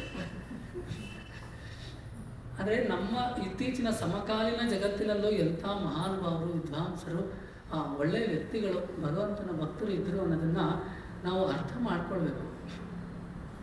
ಇಲ್ಲ ಅಂತಂದರೆ ಓದೋಷ್ಟು ಕಾಲ ಹೀಗೆ ಆಗ್ಬಿಡುತ್ತೆ. ನಮ್ಮ ಉದಾಹರಣೆಗಳೆಲ್ಲ ನಮ್ಗೆ ಸಿಗೋ ಎಕ್ಸಾಂಪಲ್ಸ್ ಎಲ್ಲ ನಾವು ತುಂಬ ಲೋ ಲೆವೆಲಲ್ಲಿ ನೋಡಿದ್ದಾರೆ. ನಮ್ಮ ಕಾಲದಲ್ಲೂ ಇಂಥವರೆಲ್ಲ ಇದ್ದರು ಅಂತ. ಆಮೇಲೆ ಅವ್ರನ್ನ ಕೃಷ್ಣರಾಜ ಒಡೆಯರಂತಹ ದೊಡ್ಡವರು ಸನ್ಮಾನ ಮಾಡ್ತಾರೆ ಅಂದಾಗ ನೀವು ಬರೆದವರೇ ಚೆನ್ನಾಗಿರೋ ಅಂತ ಎಲ್ಲೆಲ್ಲೋ ಹೋಗಿ ಹುಡುಕಂಡು ಬರ್ತಾರಂತೆ. ಆ ಸನ್ಮಾನ ಭಾಷಣದಲ್ಲಿ ಅವ್ರು ಹೇಳಿದಂತಹ ಮೊದಲನೇ ಮಾತು ಏನು ಅಂತಂದರೆ, ಒಳ್ಳೆ ಭಕ್ತರಿಗೆ, ತಿಳುವಳಿಕೆ ಇರೋರಿಗೆ ಇಂಥ ಸನ್ಮಾನ ಮಾಡಿ ಅವ್ರನ್ನ ಹಾಳು ಮಾಡಬೇಡಿ, ಅವ್ರನ್ನ ನಾಶ ಮಾಡಬೇಡಿ ಅಂತ ಹೇಳ್ಬಿಟ್ಟು ಹೇಳ್ಬಿಡ್ತಾರಂತೆ ಕೆಳಗೆ. ಆದ್ದರಿಂದ ಅವ್ರು ಯಾವುದು ಅಂದರೆ ನಿರ್ಮಮೋ ನಿರಹಂಕಾರ, ಅದನ್ನು ನಾವು ಚೆನ್ನಾಗಿ ಅರ್ಥ ಮಾಡ್ಕೊಳ್ಬೇಕು. ಇನ್ನೂ ಒಂದು ಮಾತಿದೆ, ಯಾರು ತುಂಬ ಕಂಟ್ರೋಲಿಗೆ ಸಿಗಲ್ಲ, ಹೇಳಿದ ಮಾತೇ ಕೇಳಲ್ಲ, ತುಂಬ ದರ್ಪ ಜಾಸ್ತಿ ಅಂತಂದರೆ ಅವನಿಗೆ ಒಂದು ಸಭೆ ಮಾಡಿಬಿಟ್ಟು ಒಂದು ಸನ್ಮಾನ ಮಾಡಿಬಿಡಿ, ನೀವು ಹೇಳ್ದಂಗೆ ಕೇಳ್ಕೊಂಡ್ಬಿದ್ದಿರ್ತಾನೆ ಅಂತ. ಒಂದು ಸನ್ಮಾನ ಮಾಡಿಬಿಟ್ಟು ಸ್ವಾಮಿ ನೀವು ಅಂಥವ್ರು, ನೀವು ಇಂಥವ್ರು ಅಂದ್ಬಿಟ್ರೆ ಅವನು ಮಾತಾಡೋ ವಿಧಾನ ಸ್ಟೈಲ್ ಆಗುತ್ತೆ, ಸರೆಂಡರ್ ಆಗಿಬಿಡ್ತಾನೆ ಅವನು. ಅಂದರೆ ಈ ಮಾತಿಗೂ ನಾವು ವ್ಯತ್ಯಾಸವನ್ನು ಚೆನ್ನಾಗಿ ಗಮನಿಸಬೇಕು. ಪ್ರಭುಪಾದರು ಅಂದರೆ ನಾವು ಕೊನೆ ಹಂತಕ್ಕೆ ಬರ್ತಾ ಇದ್ದೀವಿ. ಬಹಳಷ್ಟು ಜನ ಇದ್ದಾರೆ. ಸತ್ಯ ಹರಿಶ್ಚಂದ್ರ ಮಹಾರಾಜ ಈ ಕ್ಷಣ ಇಡೀ ಬ್ರಹ್ಮಾಂಡಕ್ಕೆ, ಇಡೀ ಜಗತ್ತಿಗೆ ರಾಜ. ಮರುಕ್ಷಣ ವಿಶ್ವಾಮಿತ್ರರಿಗೆ ದಾನ ಮಾಡಿ ಹೊರಟೆ ಹೋಗ್ಬಿಟ್ರು. ಅವ್ರು ಏನು ಯಾವುದನ್ನು ಅವರು ಯೋಚನೆ ಮಾಡಲಿಲ್ಲ. ಅವರಾರು ಯೋಚನೆ ಮಾಡ್ಬೇಕು, ಹೆಂಡತಿಯಾರು ಯೋಚನೆ ಮಾಡ್ಬೇಕಿದ್ದ ತಾಯಿ ಚಂದ್ರಮತಿ ದೇವಿ, ಅವರು ಯೋಚನೆ ಮಾಡಲಿಲ್ಲ, ಮಗನೂ ಯೋಚನೆ ಮಾಡಲಿಲ್ಲ. ಈ ಸಂದರ್ಭದಲ್ಲಿ ಏನಾಗಲ್ಲ, ಸತ್ಯ ಹರಿಶ್ಚಂದ್ರ ಏನೋ ಮಾತು ಕೊಟ್ಟ ಓಕೆ. ಆದರೆ ಈ ಚಂದ್ರಮತಿಗೆ ಅವ್ರು ಹೇಳ್ಬೋದಲ್ವ, ನೀನು ಹಾಳಾಗೋದಂದ್ರೆ ಮನೆಯೆಲ್ಲ ಹಾಳು ಮಾಡಿಬಿಟ್ಟೆ, ಮಕ್ಕಳಂತೂ ಹೇಳ್ತಾರಲ್ವ ನಾವಪ್ಪ ಎಲ್ಲ ಹಾಳು ಮಾಡ್ತಾ ಅಂತ. ಆದರೆ ಎಂತಹ ವ್ಯಕ್ತಿತ್ವ ಅವ್ರ ಜೀವನದಲ್ಲಿ ಇದ್ದಂಥದ್ದು, ಹಾಗೆ ಎಲ್ಲ ಬಿಟ್ಟು ಹೋಗ್ಬಿಟ್ರಂತೆ. ಹರಿಶ್ಚಂದ್ರ ಕಾವ್ಯದಲ್ಲಿ ರಾಘವ ಅಂತ ಹೇಳ್ತಾರೆ, ಕೈ ತುಂಬ ನವರತ್ನ ರಾಶಿಯ ಸತತ ದಾನವನು ಮಾಡಿದ ದಾತೆಯಮ್ಮ, ಆತ್ಮಸಂತತಿಯಂತೆ ಸಕಲ ಜೀವರನ್ನೆಲ್ಲ ಆಧರಿಸಿದ ತಾಯಿ ಅನ್ನಪೂರ್ಣೆ ಅಂತ ಚಂದ್ರಮತಿ ದೇವಿ. ಈ ದಿನ ಅಂಥ ಚಂದ್ರಮತಿ ದೇವಿ ಭಿಕ್ಷೆಯ ಕೂಳಿಗೆ ಕೈ ಚಾಚೋ ಗತಿ ಬಂತಲ್ಲ. ಆದರೆ ಆ ದಿನನೂ ಅವರು ಏನು ಬೇಜಾರು ಮಾಡ್ಕೊಳ್ಳಿ, ಆ ದಿನ ಆಕೆ ಏನು ಬೇಜಾರು ಮಾಡ್ಕೊಳ್ಳಿಲ್ಲ. ಇದು ಭಗವಂತ ನನಗೆ ಕೊಟ್ಟಂತಹ ಅವತ್ತು ರಾಣಿ ಸ್ಥಾನಮಾನ, ಇವತ್ತು ಸೇವಕಿ ಸ್ಥಾನಮಾನ. ಆದರೆ ನನ್ನಲ್ಲಿರೋ ಭಕ್ತಿ ಮಾತ್ರ ಯಾವತ್ತೂ ಹೋಗಲಿಲ್ವಲ್ಲ. ಈ ಜೀವನದಲ್ಲಿ ಭಕ್ತಿ ನಷ್ಟ ಆದರೆ ಮಾತ್ರನೇ ಏನಾದ್ರು ನಷ್ಟ. ಇನ್ನೇನು ಇದ್ದರು ಹೋದರು ಬಂದರು ಅದ್ರ ಬಗ್ಗೆ ತುಂಬ ತಲೆ ಕೆಡಿಸ್ಕೊಳ್ಳೋ ಅಗತ್ಯ ಏನಿರೋದಿಲ್ಲ. ಅದನ್ನು ನಾವು ಚೆನ್ನಾಗಿ ತಿಳುವಳಿಕೆ ಪಡ್ಕೊಳ್ಬೇಕು. ಪುರಂದರದಾಸರು ಎಲ್ಲವನ್ನ ಬಿಟ್ಟೋದ್ರು. ಅವ್ರಿಗಿನ್ನ ದೊಡ್ಡವರು ಜಯತೀರ್ಥರು ಏನು ಮಾಡ್ತಾರೆ, ಅವ್ರ ತಂದೆ ಮಹಾರಾಜ ಅವ್ರು ಏನು ಮಾಡ್ತಾರೆ ಅಂದರೆ ಅವ್ರ ಆಸ್ತಿ ಎಲ್ಲ ಮನೇಲಿ ಇಟ್ಬಿಟ್ಟು ಆಚೆ ಓಡಿ ಬಂದು ಆ ಮನೆ ಮೇಲೆ ತುಳಸಿ ಎತ್ಬಿಟ್ಟು ಹೋಗ್ಬಿಡ್ತಾರೆ. ಯಾಕೆಂದರೆ ಇವೆಲ್ಲ ದಾನ ಮಾಡ್ಕೊಂಡು ಕೂತ್ಕೊಂಡ್ರೆ ಟೈಮ್ ವೇಸ್ಟ್ ಆಗ್ಬಿಡುತ್ತೆ. ನನಗೆ ದೇವ್ರ ಸೇವೆ ಮಾಡಬೇಕಲ್ಲ, ಟೈಮ್ ವೇಸ್ಟ್ ಆಗ್ಬಿಟ್ಟು ಸಂಪತ್ತೆಲ್ಲ ಮನೆ ಮೇಲೆ ಇಟ್ಟು ಆಚೆ ಓಡಿ ಬಂದು ತುಳಸಿ ಎತ್ಬಿಟ್ಟು ಕೃಷ್ಣಾರ್ಪಣ ವಸ್ತು ಅಂದ್ಬಿಟ್ಟು ಓಡೋಗ್ತಾರೆ. ಇದೆಲ್ಲ ರೆಕಾರ್ಡ್ ಆಗಿ ನಾನೇನೋ ಒಂದು ಕಥೆ ಹೇಳ್ತಿಲ್ಲ, ಹಳೆ ಕಥೆಗಳು ಅಂತ ಹೇಳ್ತಿಲ್ಲ. ತುಳಸಿ ಹಾಕ್ಬಿಟ್ಟಂದ್ರೆ ಕೃಷ್ಣಾರ್ಪಣ ವಸ್ತು ಅಂದ್ಬಿಟ್ಟು ಮನೆ ಮೇಲೆ ಹಾಕ್ಬಿಟ್ಟು ಯಾರು ತಗೊಳ್ರಪ್ಪ ಒಳ್ಳೆಯವರು ಅಂದ್ಬಿಟ್ಟು ಹೋಗ್ಬಿಟ್ರು. ಎಂಥ ರಾಜ ಸಂಪತ್ತನ್ನು.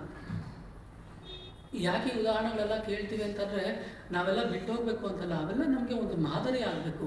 ಒಂದು ಸ್ವಲ್ಪ ಅನ್ನೋದನ್ನು ನಾವು ಜೀವನದಲ್ಲಿ ತಿಳುವಳಿಕೆ ಪಟ್ಕೊಳ್ಬೇಕು. ಒಂಚೂರು ನಮ್ಮ ಜೀವನದಲ್ಲಿ ಬದಲಾವಣೆ ಆಗಬೇಕು ಅನ್ನೋದಕ್ಕೋಸ್ಕರ ಇವೆಲ್ಲವನ್ನು ನಾವು ಹೇಳ್ತಾ ಇರೋದು. ಅಂದರೆ ನಾನು ಸ್ಮರಣೆ ಮಾಡ್ತಾ ಇರೋದು ತಪ್ಪು, ನಾನು ಹೇಳ್ತಾ ನಾನು ಅದನ್ನೆಲ್ಲ ಯಾಕೆ ಈ ಪ್ರವಚನ ಸ್ಮರಣೆ ಮಾಡ್ತಾಯಿದ್ದೀನಿ ಅಂದರೆ ಅವೆಲ್ಲ ನಾವು ನೆನಪಿಟ್ಕೊಳ್ಬೇಕು. ಅವೆಲ್ಲ ಅವಾಗವಾರು ನಮಗೆ ಗೊತ್ತಾಗಬೇಕು. ಆದರೆ ಇದು ಹೆಂಗೆ ಗೊತ್ತಾಗುತ್ತೆ, ಹೆಂಗೆ ಈ ಥರ ಒಂದು ನಮಗೆ ಬರೋಕ್ಕೆ ಹೆಂಗೆ ಸಾಧ್ಯ? ಈಗ ಅಂಥ ಒಂದು ಬುದ್ಧಿ ಬರಬೇಕು ಅಂತಂದರೆ ಅದು ಒಂಥರ ಬಿಯಾಂಡ್ ಅವರ್ ಇಮ್ಯಾಜಿನೇಷನ್. ಒಬ್ಬ ವ್ಯಕ್ತಿಗೆ ಆ ಥರ ತಿಳುವಳಿಕೆ ಬರಬೇಕಂದ್ರೆ ಆದರೆ ಅದು ಬರುತ್ತೆ. ಯಾವ ರೀತಿ ಬರುತ್ತೆ ಇಲ್ಲಿ ಪ್ರಭುಪಾದರು ಹೇಳಿದ್ದಾರೆ. ಅದನ್ನು ಭಗವದ್ಗೀತೆ 8ನೇ ಅಧ್ಯಾಯ ಅನಿಸುತ್ತೆ, ಅಲ್ಲೂ ಹೇಳಿದ್ದಾರೆ. ಅಭ್ಯಾಸ ಯೋಗ ಯುಕ್ತೇನ ಚೇತಸಾ ನಾನ್ಯಗಾಮಿನಾ ಪರಮಂ ಪುರುಷಂ ದಿವ್ಯಂ ಯಾತಿ ಪಾರ್ಥಾನುಚಿಂತಯನ್ ಕವಿಂ ಪುರಾಣಮನುಶಾಸಿತಾರಂ ಅಣೋರಣೀಯಂ ಸಮನುಸ್ಮರೇದ್ಯಃ ಸರ್ವಸ್ಯ ಧಾತಾರಮಚಿತ್ಯವರ್ಣಂ ಆದಿತ್ಯವರ್ಣಂ ತಮಸಃ ವಿದ್ಯತೆ ಅಭ್ಯಾಸ ಯೋಗ ಯುಕ್ತೇನ ಚೇತಸ ನಾಣ್ಯಗಾಮಿನ. ಅಭ್ಯಾಸ ಯೋಗದಿಂದ ಇದು ಬರುತ್ತೆ. ಈ ಬುದ್ಧಿ ಸುಮ್ಮನೆ ಬಂದ್ಬಿಡಲ್ಲ. ಸುಮ್ಮನೆ ನಾವು ಕಾವ್ಯ ಹಾಕೊಂಡ್ಬಿಟ್ರೆ ಸುಮ್ಮನೆ ಬಂದ್ಬಿಡಲ್ಲ, ಅದು ಸಾಧ್ಯ ಇಲ್ಲ. ಕಾವ್ಯ ಹಾಕೊಳ್ಳೋದ್ರಿಂದ ಅದು ಬರಲ್ಲ. ಪ್ರತಿನಿತ್ಯ ಏನು ಮಾಡಬೇಕು? ಅಭ್ಯಾಸ ಮಾಡಬೇಕು. ಆ ಅಭ್ಯಾಸ ಅಂದರೆ ಏನು? ನಮ್ಮ ಎಲ್ಲ ಇಂದ್ರಿಯಗಳನ್ನು ಭಗವಂತನ ಸೇವೆಯಲ್ಲಿ ತೊಡಗಿಸಿ ನಾವು ಅಭ್ಯಾಸವನ್ನು ಚೆನ್ನಾಗಿ ಮಾಡಬೇಕು. ಆ ಅಭ್ಯಾಸ ಮಾಡದೇ ಹೋದರೆ ಸುಮ್ಮನೆ ಸಾಧ್ಯನೇ ಇಲ್ಲ. ಆ ಅಭ್ಯಾಸಕ್ಕೋಸ್ಕರ ನಾನು ಇದೊಂದು ಹರಿದಾಸ್ ಠಾಕೂರವರ ಉದಾಹರಣೆ ತಗೊಳ್ಬೇಕು. ಅನೇಕರು ಗೊತ್ತಿದೆ, ಆದರೆ ಈ ಟೈಮಲ್ಲಿ ನಾವು ಮತ್ತೆ ಅದನ್ನು ಸ್ಮರಣೆ ಮಾಡೋಣ. ಅವ್ರು ನಿತ್ಯ ಎಷ್ಟು ನಾಮ ಜಪ ಮಾಡ್ತಿದ್ರು? 2 ಲಕ್ಷ ಹರಿನಾಮ ಜಪ ಮಾಡ್ತಾಯಿದ್ರು. ಪ್ರತಿನಿತ್ಯ 2 ಲಕ್ಷ ಹರಿನಾಮ ಜಪ ಮಾಡ್ತೀವಿ.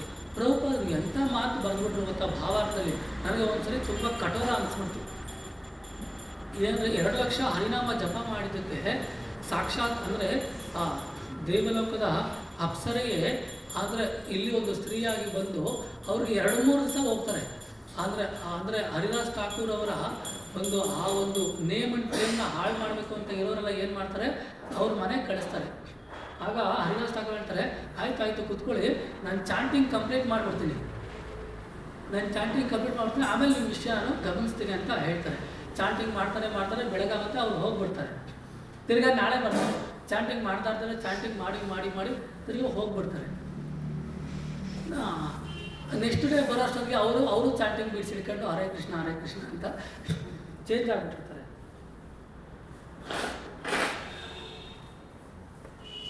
ಅಂದರೆ ಅವರಲ್ಲಿ ಎಷ್ಟು ಮನಸ್ಸಿನಲ್ಲಿ ಸ್ಥಿಮಿತ ಇತ್ತು ಅಂದರೆ ಅದು ಎಲ್ಲಿಂದ ಬಂತು? ಹರಿದಾಸ್ ಠಾಕೂರ್ ಅವ್ರಿಗೆ ಹರಿನಾಮ ಜಪದ ನಿರಂತರ ಅಭ್ಯಾಸ. ಈ ಅಭ್ಯಾಸದಲ್ಲಿ 2 ಬಹಳ ಮುಖ್ಯ. ಯಾವುದು? ಒಂದು ಕೀರ್ತನೆ ಅಂದರೆ ಒಂದು ಜಪ, ಇನ್ನೊಂದು ಸ್ಮರಣೆ. ಕಿವಿಯಲ್ಲಿ ಕೇಳಿಸ್ಕೊಳ್ಳೋದು, ನಾಲಿಗೆಯಲ್ಲಿ ಹೇಳೋದು, ಇದು ಯಾವಾಗಲೂ ತುಂಬ ಇಂಪಾರ್ಟೆಂಟ್. ಇದು ನಾವು ಯಾವತ್ತೂ ಬಿಡಬಾರ್ದು ಜಪ ಮಾಡೋದನ್ನು. ನನಗೆ ಅನಿಸಿದೆ ಅಂದರೆ ಪ್ರಭುಪಾದರು ಭಾವಾರ್ಥದಲ್ಲಿ ಎಂಥ ಮಾತು ಬರೆದ್ಬಿಟ್ರು ಹರಿದಾಸ್ ಠಾಕೂರ್ ಬಗ್ಗೆ ಬರೀಬೇಕಾದಾಗ ಅಂದರೆ ಶಿವ ಹರಿದಾಸ್ ಠಾಕೂರ್ ಬ್ರಹ್ಮದೇವರು, ಅದೊಂದು ಕಡೆ ಇರಲಿ. ಶಿವ ತಪಸ್ಸೆ ಮಾಡುವಾಗ ಪಾರ್ವತಿ ಬಂದು ಆತನನ್ನು ಮೋಹಿಸಿದಾಗ ಕಾರ್ತಿಕೇಯನ ಜನ್ಮವಾಯಿತು. ಶಿವ ಒಂದು ಸಾರಿ ಪಾರ್ವತಿಯ ಒಂದು ಬೇಡಿಕೆಗೆ ಒಳಪಟ್ಟರು. ಆದರೆ ಹರಿದಾಸ್ ಠಾಕೂರ್ ಅದನ್ನು ಮಾಡಲಿಲ್ಲ ಅಂತ ಅಂದ್ಬಿಟ್ರು.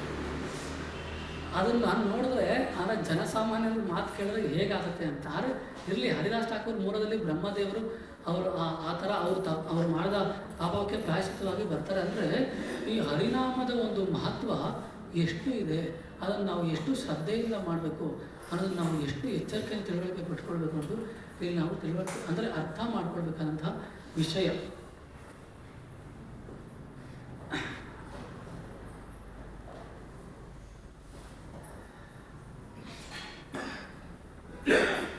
ಸೊ ಇವತ್ತಿನ ಇಲ್ಲಿ ಕೊನೆಗೂ ಅಲ್ಲದ್ರೆ ಇದು ಅವಾಗಲೇ ಹೇಳ್ತಾರೆ, ಸರ್ವೋಪಾಧಿ ವಿನಿರ್ಮುಕ್ತಂ ಹೇಳ್ತಾರಲ್ಲ, ಆ ಶ್ಲೋಕದಲ್ಲೂ ಹೇಳ್ತಾರೆ. ಪ್ರಭುಪಾದ ಇಲ್ಲಿ ಹೇಳ್ತಾರೆ ಅಂದರೆ ನಾವೆಲ್ಲ ಭೌತಿಕ ಕಲ್ಮಶಗಳಿಂದ, ನಮ್ಮೆಲ್ಲ ಹೃದಯ ಕಲ್ಮಶಗಳಿಂದ, ಉಪಾಧಿಗಳಿಂದ ದೂರ ಆದರೆ ಮಾತ್ರನೇ ಭಗವಂತನ ಹತ್ರ ನಾವು ಹೋಗಲಿಕ್ಕೆ ಸಾಧ್ಯ ಅಂತ. ಆ ಶುದ್ಧೀಕರಣ ಆಗಬೇಕು ಅಂದರೆ ಪ್ರಭುಪಾದರು ಅಂದರೆ ಈ ಸರ್ವೋಪಾಧಿ ವಿನಿರ್ಮುಕ್ತಂ ಅದರ ಭಾವಾರ್ಥದಲ್ಲಿ ಬರೀತಾರೆ. ಶುದ್ಧಿ ಆಗಬೇಕಾದ್ರೆ ನಾವು ಸೇವೆ ಮಾಡಬೇಕು. ಏನು ಶುದ್ಧಿ ಆಗಬೇಕಾದ್ರೆ ಹೆಂಗೆ ಮಾಡೋಕ್ಕಾಗತ್ತೆ? ಏನು ಸ್ನಾನ ಮಾಡಿ ಶುದ್ಧಿ ಆಗೋಕ್ಕಾಗಲ್ಲ, ಯಾಕಂದರೆ ಒಳಗಡೆ ತೊಳೆಯೋಕ್ಕಾಗಲ್ವಲ್ಲ. ಆದ್ದರಿಂದ ಸೇವೆ ಮಾಡಿ ನಾವು ಶುದ್ಧಿ ಆಗಬೇಕು. ಅದರಲ್ಲೂ ಇನ್ನೊಂದು ಏನು ಹೇಳ್ತಾರೆ ಅಂದರೆ ಮೀನಿಯಲ್ ಸರ್ವಿಸ್ ಮಾಡಬೇಕು ಅಂತ. ಏನು ಮೀನಿಯಲ್ ಸರ್ವಿಸ್ ಅಂದರೆ ಯಾರು ಹೇಳ್ಬೋದಾ?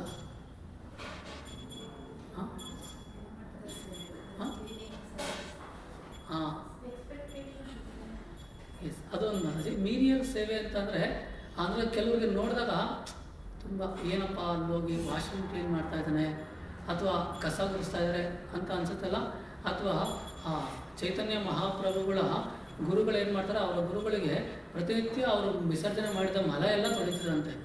ಆ ಥರ ಮೀನಿಯಲ್ ಸೇವೆ ಮಾಡಬೇಕಂತೆ ನಾವು. ಆವಾಗ ಸ್ವಲ್ಪ ನಮಗೇನಾಗುತ್ತೆ. ಆದರೆ ಇನ್ನೊಂದಿದೆ, ಸೇವೆಯಲ್ಲಿ ಯಾವುದು ದೊಡ್ಡದು ಚಿಕ್ಕದು ಇಲ್ಲ, ಓಕೆನಾ? ಈಗ ಒಂದು ದೇವಸ್ಥಾನದಲ್ಲಿ ಭಗವಂತನಿಗೆ ಜನ್ಮಾಷ್ಟಮಿ ದಿನ ಅಭಿಷೇಕ ಮಾಡೋ ಸೇವೆ ಎಷ್ಟು ದೊಡ್ಡದೋ, ಆ ದಿನ ಕಸ ಗುಡಿಸಿ ಕ್ಲೀನ್ ಮಾಡೋದು ಅಷ್ಟೇ ದೊಡ್ಡ ಸೇವೆ. ದೇವರಾಶಿ ಪ್ರಭುಗಳನ್ನ ಅಪಾರ್ಥ ಮಾಡಬಾರ್ದು. ಆ ಎರಡೂ ಒಂದೇ ಸೇವೆ. ಆದ್ದರಿಂದ ಆದರೂ ನಾವು ಯಾವಾಗಲೂ ಮೀನಿಯಲ್ ಸೇವೆ ಮಾಡೋದಕ್ಕೆ ನಾವು ರೆಡಿ ಇರಬೇಕು. ಆವಾಗ ನಮಗೇನಾಗುತ್ತೆ, ನಮ್ಮ ಹೃದಯ ಸ್ವಲ್ಪ ಸ್ವಲ್ಪ ಏನಾಗುತ್ತೆ, ಪರಿಶುದ್ಧ ಆಗುತ್ತೆ. ನಾವು ದೇವಸ್ಥಾನದಲ್ಲಿ ಕ್ಲೀನ್ ಮಾಡೋದು. ಆದ್ದರಿಂದ ಆದರೆ ನಾನು ಈ ಒಂದು ಅಕೇಶನಲ್ಲಿ ಎಲ್ಲರೂ ಪಾಪ ನಮ್ಮ ಎಲ್ಲ ಸರ್ವಿಸ್ ಕೋಆರ್ಡಿನೇಟರ್ಸು ಈ ಒಂದು ಸೇವೆಗಳು ಮಾಡೋಕ್ಕೆ ಹಗಲು ರಾತ್ರಿ ಶ್ರಮಿಸ್ತಾ ಇದ್ದಾರೆ. ಅವ್ರಿಗೆಲ್ಲ ನಾನು ಈ ಸಂದರ್ಭದಲ್ಲಿ ಧನ್ಯವಾದಗಳನ್ನು ಹೇಳೋಕ್ಕೆ ಇಷ್ಟಪಡ್ತೀನಿ. ಯಾಕೆಂದರೆ ಅನೇಕರಿಗೆ ಗೊತ್ತೇ ಇಲ್ಲ ನಮ್ಮ ವಾಶ್ರೂಮ್ ಯಾರು ಕ್ಲೀನ್ ಮಾಡ್ತಾರೆ ಅಂತ. ನನಗೆ ಗೊತ್ತು. ಈ ಟೈಮಲ್ಲಿ ಅವ್ರು ನಾನು ನೆನಪು ಮಾಡಿಕೊಂಡು ನಾವೇನು ವಾಶ್ರೂಮ್ನ ಯಾರಿಗಾರು ದುಡ್ಡು ಕೊಟ್ಟು ಕ್ಲೀನ್ ಮಾಡಿಸಿದೀವಿ, ಆದರೆ ವಾಶ್ರೂಮ್ ಕ್ಲೀನ್ ಆಗ್ತಿದ್ದಾನೆ. ಸೊ ಸಚ್ ಎ ಗ್ರೇಟ್ ಅಂದರೆ ಅಂಥ ಮೀನಿಯಲ್ ಸರ್ವಿಸ್ ಮಾಡುವಂಥವ್ರು ನಮ್ಮ ದೇವಸ್ಥಾನದಲ್ಲಿ ಇದ್ದಾರೆ. ಅವ್ರಿಗೆಲ್ಲ ನಾನು ಇವತ್ತು ಸ್ಮರಣೆ ಮಾಡಿ ಅವ್ರಿಗೆ ನಾನು ಕೃತಜ್ಞತೆಗಳನ್ನು ಅರ್ಪಣೆ ಮಾಡ್ತೀನಿ. ಅಂಥವರು ನನಗಾದರೂ ಹೋಗಲಿ, ಇವ್ರು ಚೆನ್ನಾಗಿಲ್ಲಪ್ಪ, ಒಳ್ಳೆ ಭಕ್ತಿ ಬರಲ್ಲಪ್ಪ ಅಂತ ಒಂದ್ಸರಿ ನೆನ್ಕೊಳ್ಳಿ ನನಗೋಸ್ಕರ ಅಂತ ನಾನು ಈ ಸಂದರ್ಭದಲ್ಲಿ ಕೇಳ್ಕೊಳ್ತೀನಿ. ಯಾಕಂದರೆ ಅಂಥ ಮೀನಿಯಲ್ ಸರ್ವಿಸ್ ಮಾಡೋದ್ರಿಂದ ಮಾತ್ರ ಒಬ್ಬ ವ್ಯಕ್ತಿ ಮೇಲ್ ಬರೋಕ್ಕೆ ಸಾಧ್ಯ. ನಾವು ಒಂದ್ಸರಿ ಮುಳುಬಾಗಿಲಿಗೆ ಹೋದಾಗ ನೀವು ತ್ರಿವಿಕ್ರಮಾಚಾರ್ಯರನ್ನು ನೋಡಿರ್ತಾರೆ, ಎಷ್ಟು ಚೆನ್ನಾಗಿ ಮಾಡ್ತಾರೆ. ವಾಪಸ್ ಇನ್ನೇನು ಬಸ್ ಹತ್ಬಿಟ್ಟು ಬಂದ್ಬಿಡ್ತೀವಿ ಅಂತ ಅನ್ನುವಾಗ ಬೇರೆಯವರೆಲ್ಲ ಇದ್ದರು. ಅಂದಾಗ ಅವರು ಓಡೋಡಿ ಬರ್ತಾಯಿದ್ರು. ಅಂದರೆ ಬಸ್ ಹತ್ತಕ್ಕೆ ಹೋಗ್ತಾಯಿದ್ರು ಅಂದ್ಬಿಟ್ಟು ವಾಶ್ರೂಮ್ಗೆ ಅಲ್ಲಿ ಪಕ್ಕದಲ್ಲಿ ಒಂದು ದೊಡ್ಡ ಏನಂತಾರೆ ಬಿಂದಿಗೆಯಲ್ಲಿ ನೀರು ಹಿಡ್ಕೊಂಡು ಬಂದ್ಬಿಟ್ಟು ವಾಶ್ರೂಮ್ ಹತ್ರ ಇಟ್ಬಿಟ್ಟು, ನೀವು ಬಸ್ಸಲ್ಲಿ ಟ್ರಾವೆಲ್ ಮಾಡ್ತಿಲ್ಲ, ತುಂಬ ಲಾಂಗ್ ಡಿಸ್ಟೆನ್ಸ್ ಹೋಗ್ತೀರ ಬೆಂಗಳೂರಿಗೆ ಹೋಗೋಕ್ಕೆ, ವಾಶ್ರೂಮ್ಗೆ ಹೋಗ್ಬಿಡಿ, ಆವಾಗ ನಿಮಗೆ ಪ್ರಯಾಣ ಆರಾಮಾಗಿರುತ್ತೆ ಅಂದ್ಬಿಟ್ಟು ನೀರು ತಂದಿಟ್ಟರು. ತ್ರಿವಿಕ್ರಮಾಚಾರ್ಯ ನೋಡಿದ್ರಲ್ಲ ನೀವು. ಆದ್ದರಿಂದ ಸುಮ್ಮನೆ ಆಗಿಲ್ಲ, ಯಾರೂ ದೊಡ್ಡ ವ್ಯಕ್ತಿಗಳು ಸುಮ್ಮನೆ ಆಗಿಲ್ಲ. ದಟ್ ಮೀನಿಯಲ್ ಸರ್ವಿಸ್ ಮಾಡೋ ಮನೋಭಾವ ಮತ್ತು ಎಷ್ಟೇ ದೊಡ್ಡ ಸರ್ವಿಸ್ ಅಂತ ನಾವು ಅಂದ್ಕೊಂಡಿರೋದನ್ನು ಮಾಡಿದ್ರು ಅದ್ರ ಬಗ್ಗೆ ನಮಗೆ ಕೃಷ್ಣನ ಸೇವೆ ಅಂತ ಬಿಟ್ಟರೆ ಇನ್ಯಾವುದೇ ಅದಕ್ಕೆ ಒಂದು ಉಪಾಧಿ ಸೃಷ್ಟಿ ಆಗದೇ ಇರುವಂತಹ ಮನೋಭಾವ ನಮಗೆ ಬರಬೇಕಾಗೋದು ಅತ್ಯಂತ ಮುಖ್ಯ. ಅದನ್ನೇ ಯುಧಿಷ್ಠಿರ ಮಹಾರಾಜ ಆಗಲಿ, ಪಾಂಡವರಾಗಲಿ, ಅರ್ಜುನ ಆಗಲಿ ಎಲ್ಲರೂ ಮಾಡಿದಂತಹ ಕೆಲಸ ಅದು. ಅವರ ಹಾದಿಯಲ್ಲಿ ಸ್ವಲ್ಪವಾದರೂ ನಾವು ನಡೆದರೆ, ಪ್ರಭುಪಾದ ಮತ್ತು ಆಚಾರ್ಯ ಹೇಳ್ತಾರೆ, ಈ ಥರ ಪ್ರಹ್ಲಾದ್ ಮಹಾರಾಜ್, ಪಾಂಡವರು ಇವ್ರ ಕಥೆ ಕೇಳಿದ್ರೆ ಅವರ ಒಂದು ಏನಂತಾರೆ ಒಂದು ಗುಣದಲ್ಲಿ 1% ನಮಗೆ ಬರುತ್ತಂತೆ. ಏನು 1% ನಮಗೆ ಬರುತ್ತಂತೆ. ಯಾರೋ 0.1% ಬಂತು ಅಂದರೆ ಈ ಜನ್ಮ ಸಾರ್ಥಕ ಆಗುತ್ತೆ. ಆದ್ದರಿಂದ ಅವ್ರ ಬಗ್ಗೆ ನಾವು ಯಾವಾಗಲೂ ಕೇಳಿಸ್ಕೊಳ್ತಾ ಇರಬೇಕು. ಇವತ್ತಿನ ಕ್ಲಾಸ್ ಸುಮಾರು ನಾನು ಹೇಳೋಕ್ಕೆ ಇಷ್ಟಪಡ್ತೀನಿ ಅಂದರೆ, ಎಲ್ಲರೂ ಅಷ್ಟೇ ನಾವು life is A death is an examination, life is preparation. ನಾವು ಯಾವಾಗಲೂ ಒಂದಲ್ಲ ಒಂದಿನ ಹೋಗ್ತೀವಿ ಅನ್ನೋದನ್ನು ನೀಟಾಗಿ ಬರೆದಿಟ್ಕೊಂಡು ಅದಕ್ಕೆ ಸಿದ್ಧತೆಯನ್ನು ಮಾಡ್ಕೊಳ್ತಾ ಇರಬೇಕು. ಆಮೇಲೆ ನಿರ್ಮಮೋ ನಿರಹಂಕಾರ, ನಾವು ಆದಷ್ಟು ಸ್ವಲ್ಪ ಮಮಕಾರವನ್ನು ದಿನ ಕಡಿಮೆ ಮಾಡ್ಕೊಳ್ಳೋದಕ್ಕೆ ಪ್ರಯತ್ನ ಮಾಡಬೇಕು. ಅಹಂಕಾರ ಯಾವಾಗ ಕಡಿಮೆ ಆಗುತ್ತೆ ಅಂದರೆ ಉಪಾಧಿಗಳನ್ನು ನಾವು ಬಿಡೋದಕ್ಕೆ ಪ್ರಯತ್ನ ಮಾಡಬೇಕು. ನಾನು ಹಾಗೆ, ನಾನು ಹೀಗೆ ಅಂತ ಉಪಾಧಿಗಳನ್ನು ನಾವು ಬಿಡೋದಕ್ಕೆ ಪ್ರಯತ್ನ ಮಾಡಬೇಕು. ಯಾವಾಗ ಮೋಹ ನಮ್ಮಲ್ಲಿ ಕಡಿಮೆ ಆಗುತ್ತೋ, ಹೇಳಿದಾಗ ಮೋಹದ ಹೆಂಡತಿ ತೀರಿದ ಬಳಿಕ ಮಾವನ ಮನೆಯ ಹಂಗಿನ ಯಾಕೋ, ಮಾವನ ಮನೆ ನಮಗೆ ಬೇಕು ಅಂತ ಅನಿಸಲ್ಲ, ಆ ಹೆಂಡತಿ ಇಲ್ಲದೆ ಹೋದರೆ ಅದನ್ನು ನಾವು ಸ್ವಲ್ಪ ಕಡಿಮೆ ಮಾಡಿಕೊಳ್ಬೇಕು. ಆಮೇಲೆ ಈ ಶುದ್ಧೀಕರಣ ಆಗಬೇಕು ಅಂದರೆ ಸೇವೆಯಿಂದ ಮಾತ್ರ ಸಾಧ್ಯ. ಸೇವೆ ಮಾಡದೆ ಹೋದರೆ ಸಾಧ್ಯನೇ ಇಲ್ಲ. ಬರೀ ನಾವು ಬರ್ತೀವಿ, ಬಂದ್ಯಾಪುಟ್ಟ ಹೋದ್ಯಾಪುಟ್ಟ ಅಂತಂದರೆ ಏನೂ ಮಾಡೋಕ್ಕಾಗಲ್ಲ. ಆ ಸೇವೆ ಮಾಡಿಲ್ಲ ಅಂತಂದರೆ ರಾತ್ರಿ ಎಲ್ಲ ದೋಣಿಗೆ ಹತ್ತಾರಂತೆ. ದೋಣಿಗೆ ಹತ್ಬಿಟ್ಟು ಎರಡೂ ಇದೆ ಅಂತಾರೆ, ಹುಟ್ಟಿದೆಯಲ್ಲ ಅದನ್ನ ಎರಡೂ ಏನು ಜೋರಾಗಿ ಬೀಸ್ತಾನೆ ಇರ್ತಾರೆ.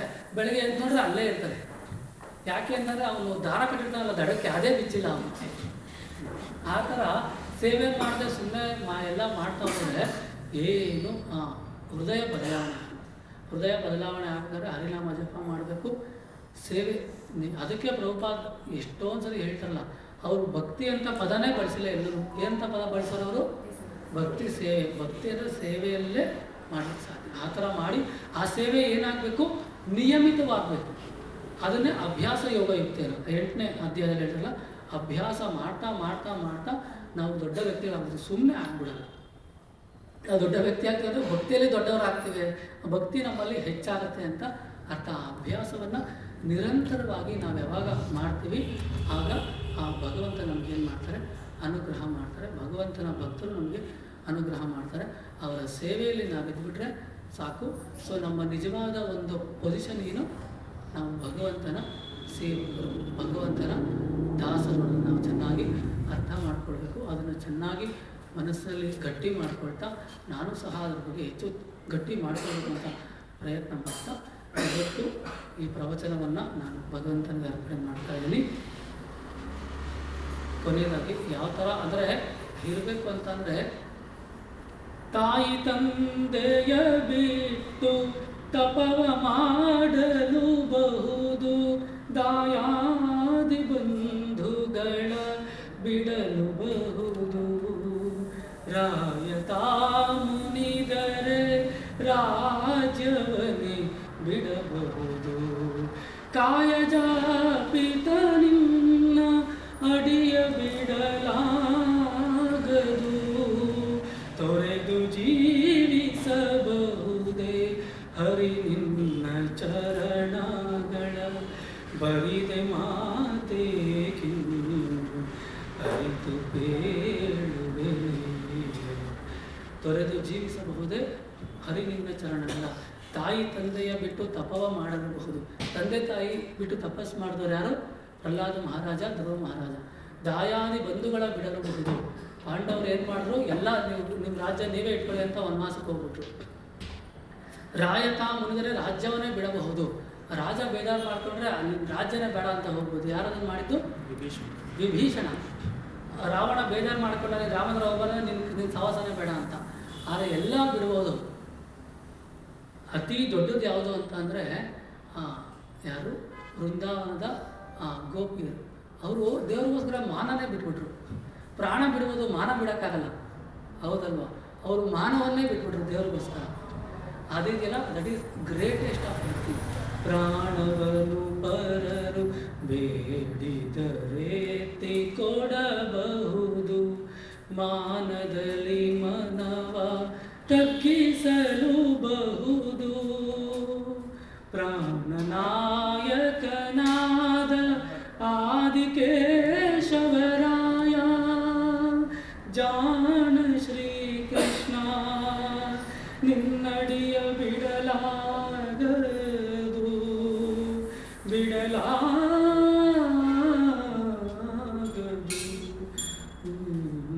ತೊರೆದು ಜೀವಿಸಬಹುದೇ ಹರಿ ನಿನ್ನ ಚರಣಗಳ, ಬರಿದೆ ಮಾತೆ ಕಿನ್ನು ಅರಿತು ಬೇಳುವೆ. ಬರೀ ಮಾತುಗಳನ್ನು ಬಿಟ್ಟು ಅರ್ಥ ಮಾಡಿಕೊಂಡು ಭಗವಂತನ ಚರಣವನ್ನು ಬಿಡದಂತೆ ನಾವು ಏನು ಮಾಡಬೇಕು? ಭಕ್ತಿ ಸೇವೆಯನ್ನು ಮಾಡೋದಕ್ಕೆ ಪ್ರಯತ್ನ ಮಾಡಬೇಕು. ಹರೇ ಕೃಷ್ಣ. ಕೃಷ್ಣ ಏನಾದ್ರು ಪ್ರಶ್ನೆ ಇದ್ದರೆ ಇವತ್ತಿನ ಪ್ರವಚನದ ಬಗ್ಗೆ ತಗೊಳ್ಬೋದು.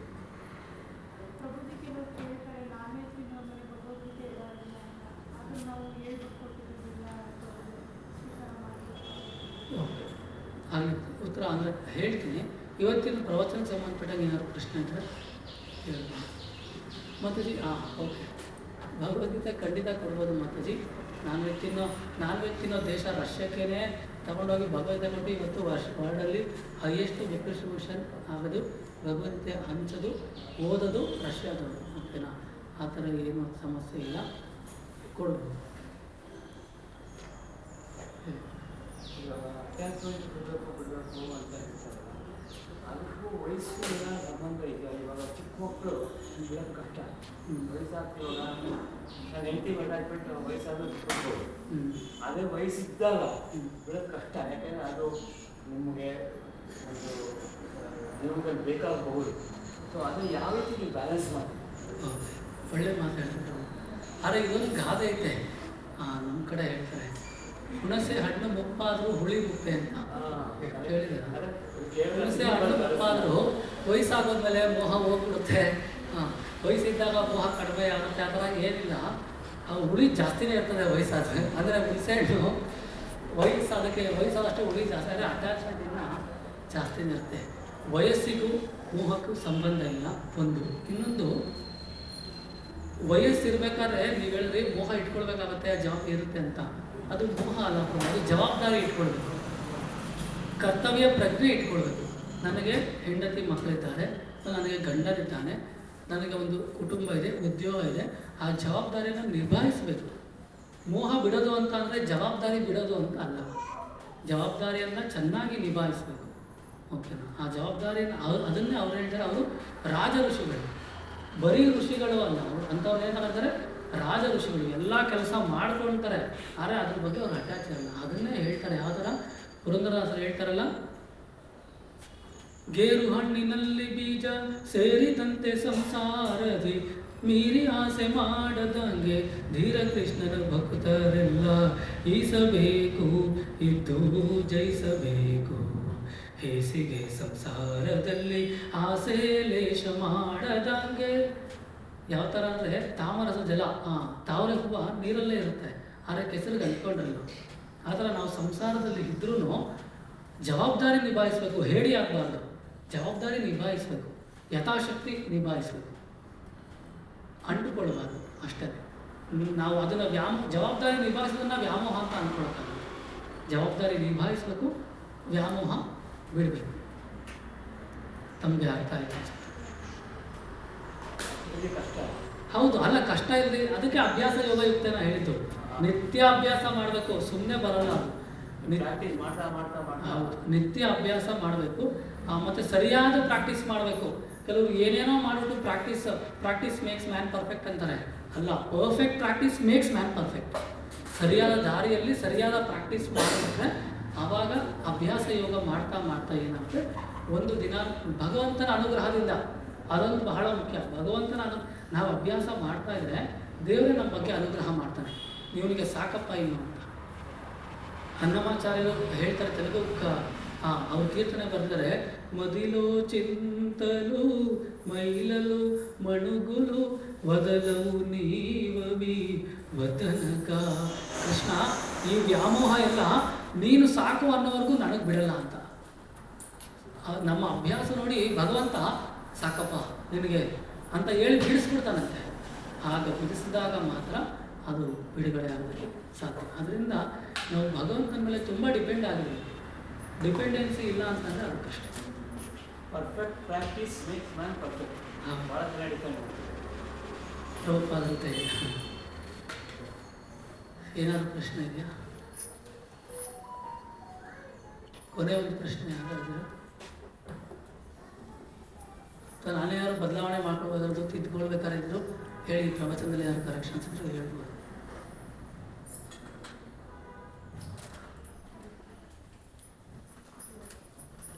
ಓಕೆ.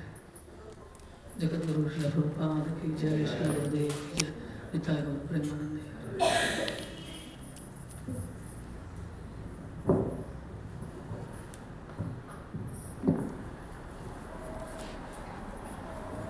ಹರೇ ಕೃಷ್ಣ.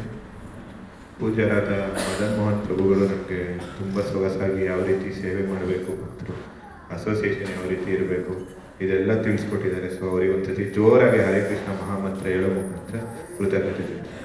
ಹರೇ ಕೃಷ್ಣ ಹರೇ ಕೃಷ್ಣ ಕೃಷ್ಣ ಕೃಷ್ಣ ಹರೇ ಹರೇ ರಾಮ ಹರೇ ರಾಮ ರಾಮ ರಾಮ ಹರೇ.